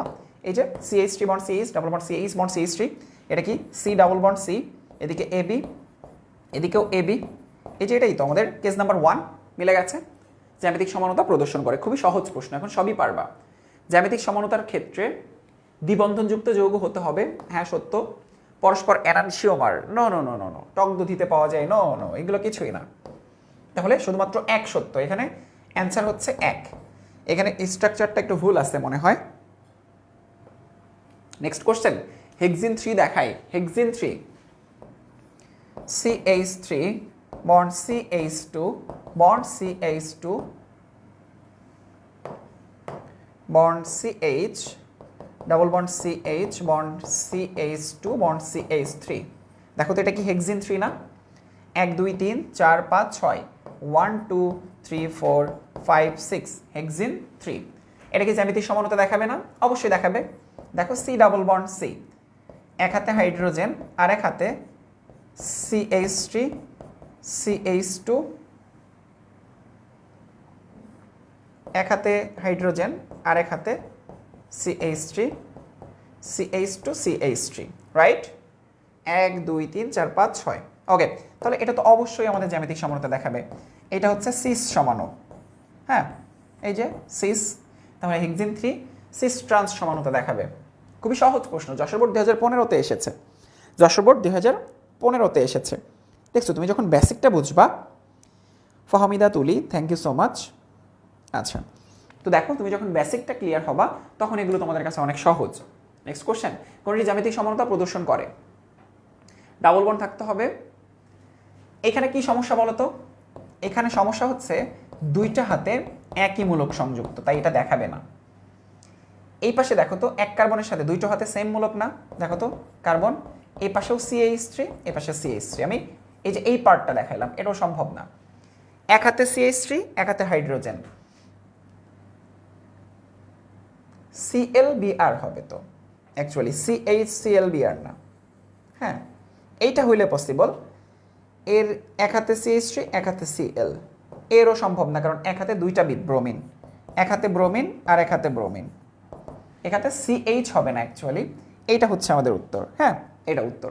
অথবা ব্রোমিন বাদ যাবে, অথবা ক্লোরিন বাদ যাবে, যে কোনো একটা বাদ যাবে। কার্বনের তো 4টা হাত না, কার্বনের তো আর 5টা হাত না, এদিকে 2টা হাত তো চলেই গেছে। ওকে, আশা করি তোমরা বুঝতে পেরেছো। এটা কিন্তু তখন ইজেড হয়ে যাবে, কেন জানো? দেখো সি নাম্বারের অপশনটা একটু খেয়াল করে দেখো, তুমি ইজেড না জানলে কীভাবে এটা অ্যান্সার করতাম, এবং তোমরা বলবা যে এটা ইজেডের মধ্যে কোনটা হবে, CH3H। তোমরা এবার আমাকে বলো এটা ইজেডের মধ্যে কোনটা হবে? পারমাণবিক ভর না, কিন্তু অনেকে পারমাণবিক ভর দিয়ে অ্যান্সার করে, অ্যাকচুয়ালি পারমাণবিক ভর না ভাই। দেখো ক্লোরিন এবং ব্রোমিন এদের মধ্যে তো এমনিতেই তুলনা করা যাচ্ছে, ফ্লোরিন ক্লোরিন এটা হচ্ছে লো, ব্রোমিন হচ্ছে হাই, হাইড্রোজেন একলা একলা আছে, তার মানে এটা ডেফিনেটলি লো, এইটা হচ্ছে হাই। ঠিক আছে, তাহলে দেখো লো লো, তাহলে এটা হচ্ছে আমাদের ই সমাণু। এটা কি ই সমাণু না? গুড, আরে পেরে গেছে, লিখন সবার আগে উত্তর দিয়েছে, বুঝে গেছে। Farzana Chowdhury, thank you so much. E এবং জেড বুঝতে পেরেছো তোমরা। ই এবং জেড সবার ক্ষেত্রে প্রযোজ্য, সবার ক্ষেত্রে প্রযোজ্য। ওকে, এটা এসেছে দেখছো রুয়েটে 2013-14 সেশনে এসেছে, ইঞ্জিনিয়ারিং অ্যাডমিশন টেস্টের কোশ্চেন। এটা ইঞ্জিনিয়ারিং অ্যাডমিশন টেস্টের কোশ্চেন। ওকে, নেক্সট কোশ্চেন। নিম্নের কোন যৌগটি জ্যামিতিক সমানতা প্রদর্শন করে? তাহলে আমাদের ডাবল বন্ড খুঁজতে হবে, এটা তো নাই। এটা একই হাতে দুইটা সেম মূলক, এটা সম্ভব না। নাইট্রোজেন চলে এসেছে, হবে না। একদিকে CH3, একদিকে H, একদিকে H, একদিকে CH3 সম্ভব। এটা হচ্ছে আমাদের কোনটা জানো? ওই যে কেস নাম্বার 1, AB, A এর মান CH3, B এর মান হাইড্রোজেন, এটা না? দেখো তোমাদের মনে পড়বে এটা। দেখো ক্লিয়ার? আশা করি ক্লিয়ার তোমরা।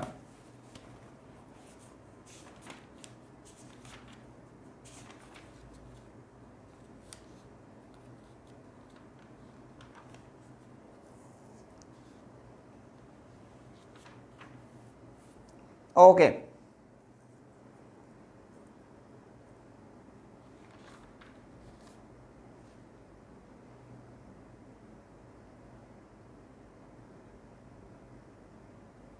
ওকে, নেক্সট কোশ্চেন। নিম্নের কোন যৌগটি জ্যামিতিক সমানতা প্রদর্শন করে? এই কোশ্চেনটাই বারবার ফেস করতে হচ্ছে আমাদের। এখন তো এই কোশ্চেনে আমরা প্রো হয়ে গেছি, এই কোশ্চেনে জ্যামিতিক সমানতা প্রদর্শন করে এই কোশ্চেনে আমরা প্রো হয়ে গেছি। তাহলে দেখো তো এটা সম্ভব না, এটা সম্ভব না, একই হাতে দুইটা মূলক, এটা সম্ভব না। এটা তো কিছুক্ষণ আগে অ্যান্সার করলাম আমরা, ঢাকা ইউনিভার্সিটি 19-20 সেশনে এসেছে। এরপর নিম্নের যৌগগুলোর মধ্যে কোনটি জ্যামিতিক সমানতা প্রদর্শন করে? তাহলে আমরা একটু দেখি, একই হাতে দুইটা সেম মূলক, এটা দেখাবে না। এক হাতে হাইড্রোজেন, এক হাতে CH3, এর এক হাতে দুইটা সেম মূলক, তো এটা সম্ভব না। এটা সম্ভব, কারণ CH3H ClBr, কিছুক্ষণ আগে এটা সলভ করেছি আমরা। এটা সম্ভব না, কারণ একই হাতে দুইটা সেম মূলক। দেখছো কত সুন্দরভাবে কেস 1 এর মধ্যে, কেস 2 এর মধ্যে, কেস 3 এর মধ্যে, কেস 4 এর মধ্যে ফেলে আমরা সবকিছু বুঝে ফেলতে পারতেছি। কেস 1 ABC ABC, কেস 2তে এক জোড়া মিলবে, কেস 3তে কেউ মিলবে না, কেস 4 হচ্ছে অ্যান্টি, হ্যাঁ সিন অ্যান্টি, কেস 4 হচ্ছে সিন অ্যান্টি। গুড, এই তো সবাই পারতেছে। পানি হয়ে গেছে Mehedi Hasan, thank you so much ভাইয়া। তুমি গত ক্লাসে অল্প অল্প বুঝতেছিলা, আমার সাথে মনে হয় গত ক্লাসে তোমার ফার্স্ট ক্লাস, এর আগেও প্রথম বেসিক ক্লাসটা আমি নিয়েছিলাম। ওকে, সমর্থতে বলেছিলাম প্রো বানাবো, আলহামদুলিল্লাহ সেটা পেরেছি তোমাদের জন্য। নিচের যৌগগুলোর কোনটি সিস ট্রান্স সমানতা সম্ভব? কোনটি সিস ট্রান্স সমানতা সম্ভব? তাহলে ওই যে দুইটা শর্ত, মুক্ত আবর্তন সম্ভব না, একই হাতে দুইটা সেম মূলক থাকতে পারবে না। তো আমরা একটু প্র্যাকটিস করে দেখি।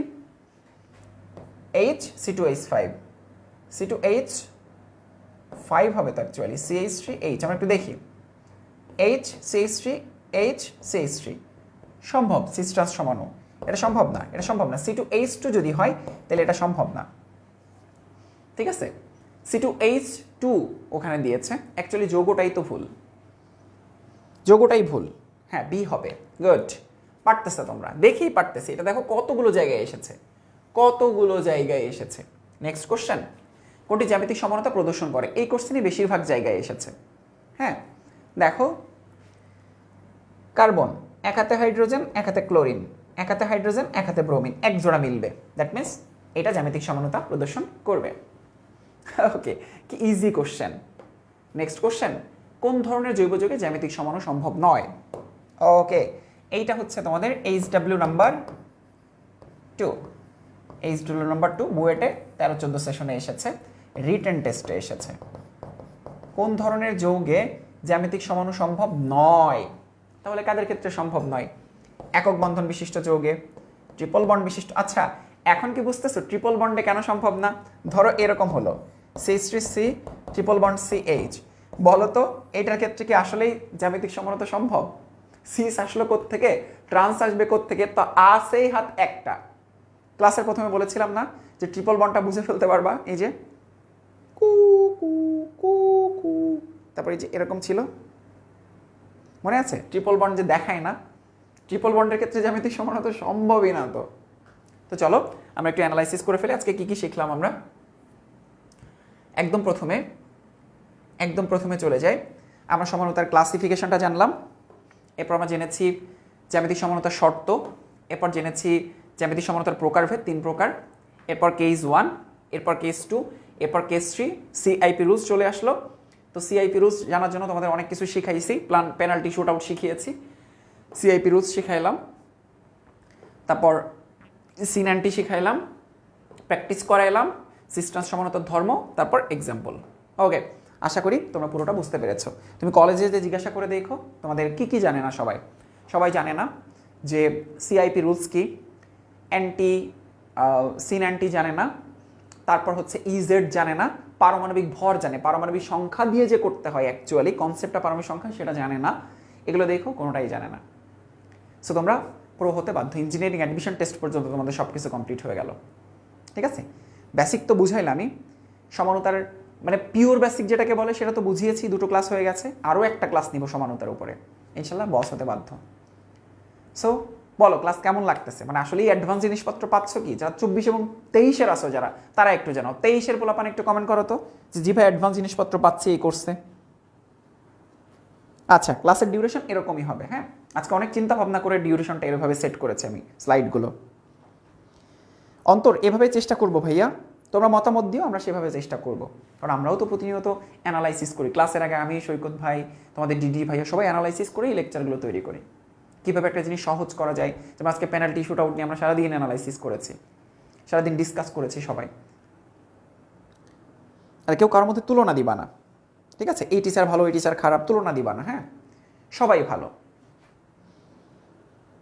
ইয়াসমিন ভাইয়াকে চিনি, ইয়াসমিন লাল ক্যাপের কথা জানে, আধাবিক শাহিদিদের কাহিনী জানে, আলুটা থিওরি জানে, আব্দুর রহমান ভাইয়া পড়াইছিল। Thank you so much Riaz, তুমি দেখি আমার অনেক ক্লাস করেছো, দেখি মিনিমাম 100টা ক্লাস করেছো, না হলে এত কিছু জিনিসপত্র জানো কীভাবে? সামাদ অন্তর ভাই HSC 25 একদম ভালোভাবে বুঝতে পারছি।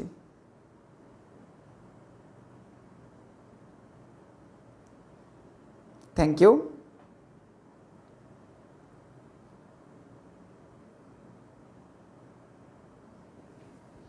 ওকে, থ্যাংক ইউ সো মাচ। যে যার কাছে বুঝে তাই সেই তার কাছে বেস্ট, এভরিওয়ান বেস্ট। হ্যাঁ Fuad, thank you so much. আমরা পুরো চ্যাপ্টারটা এইভাবে মজা করে বেসিক ধরে ধরে তোমাদেরকে পড়াবো। হ্যাঁ, একদম চিন্তা করো না, যেভাবে পড়ালে বেসিক মানে বেসিক সহ সহজভাবে পড়ানো যায় সেভাবে আমরা তোমাদেরকে পড়াবো, একদম চিন্তা করো না। মানে আমরা তো আবারও অ্যানালাইসিস করছি, 7 থেকে 8 বছর জৈব যৌগ পড়াচ্ছি, তারপরেও দেখো কতবার জৈব যৌগ শেষ করেছি, এখন আবারও পড়াশোনা করে করে তোমাদেরকে পড়াই। তুমি চিন্তা করো বিকাল 5টা থেকে এই যে 10টা পর্যন্ত 5 ঘন্টা এটা নিয়ে অ্যানালাইসিস করেছি।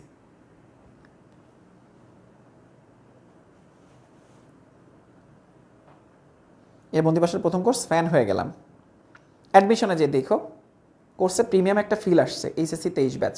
কিছুক্ষণের মধ্যে প্র্যাকটিস শিটটা তোমাদেরকে দিয়ে দিচ্ছি নামকরণের উপরে, ওইটা প্রিন্ট করবা কালকে, প্রিন্ট করে বাসায় বসে বসে প্র্যাকটিস করবা, ঠিক আছে? তারপর দেখি জৈব যৌগ সহজ লাগে নাকি কঠিন লাগে, এরপর দেখো তুমি জৈব যৌগ পড়াতে পারবা তোমার বন্ধুদেরকে, ইনশাল্লাহ পড়াতে পারবা। বন্দিবাসা বেস্ট, থ্যাংক ইউ। ঠিক আছে, ওকে, জানিও ক্লাস কেমন লেগেছে, আর বন্ধুদেরকে জানাও যে জৈব যৌগের সেরা সেরা ক্লাস হচ্ছে। ঈদের বন্ধে টাকা নষ্ট না করে কোর্সে অ্যাডমিট হতে বললো বন্ধুদেরকে। Thank you Fuad, thank you ভাইয়া। কোনো সমস্যা হলে জানিও, হ্যাঁ প্র্যাকটিস ডিসকাশন গ্রুপে জানিও, ওকে, ঠিক আছে, সবার সাথে দেখা হচ্ছে। এইচডাব্লিউটা করে সাবমিট করে দিও। হ্যাঁ, এইচডাব্লিউ দিয়েছি না একটা, এই যে এই এইচডাব্লিউটা কইরো। আরেকটা এইচডাব্লিউ দিয়েছি হচ্ছে, আরেকটা এইচডাব্লিউ কি দিয়েছি তোমাদের, আজকে রাত্রে করে ডিসকাশন গ্রুপে আপলোড করবা। হ্যাঁ, আরেকটা এইচডাব্লিউ দিয়েছি হচ্ছে এই যে এটা, 2 বেলা ঘুমানোর আগে, ঘুমানোর পরে একবার, আর ঘুম থেকে ওঠার আগে একবার, 2 বেলা লিখবা এটা। ঠিক আছে, আল্লাহ হাফিজ, আসসালামু আলাইকুম।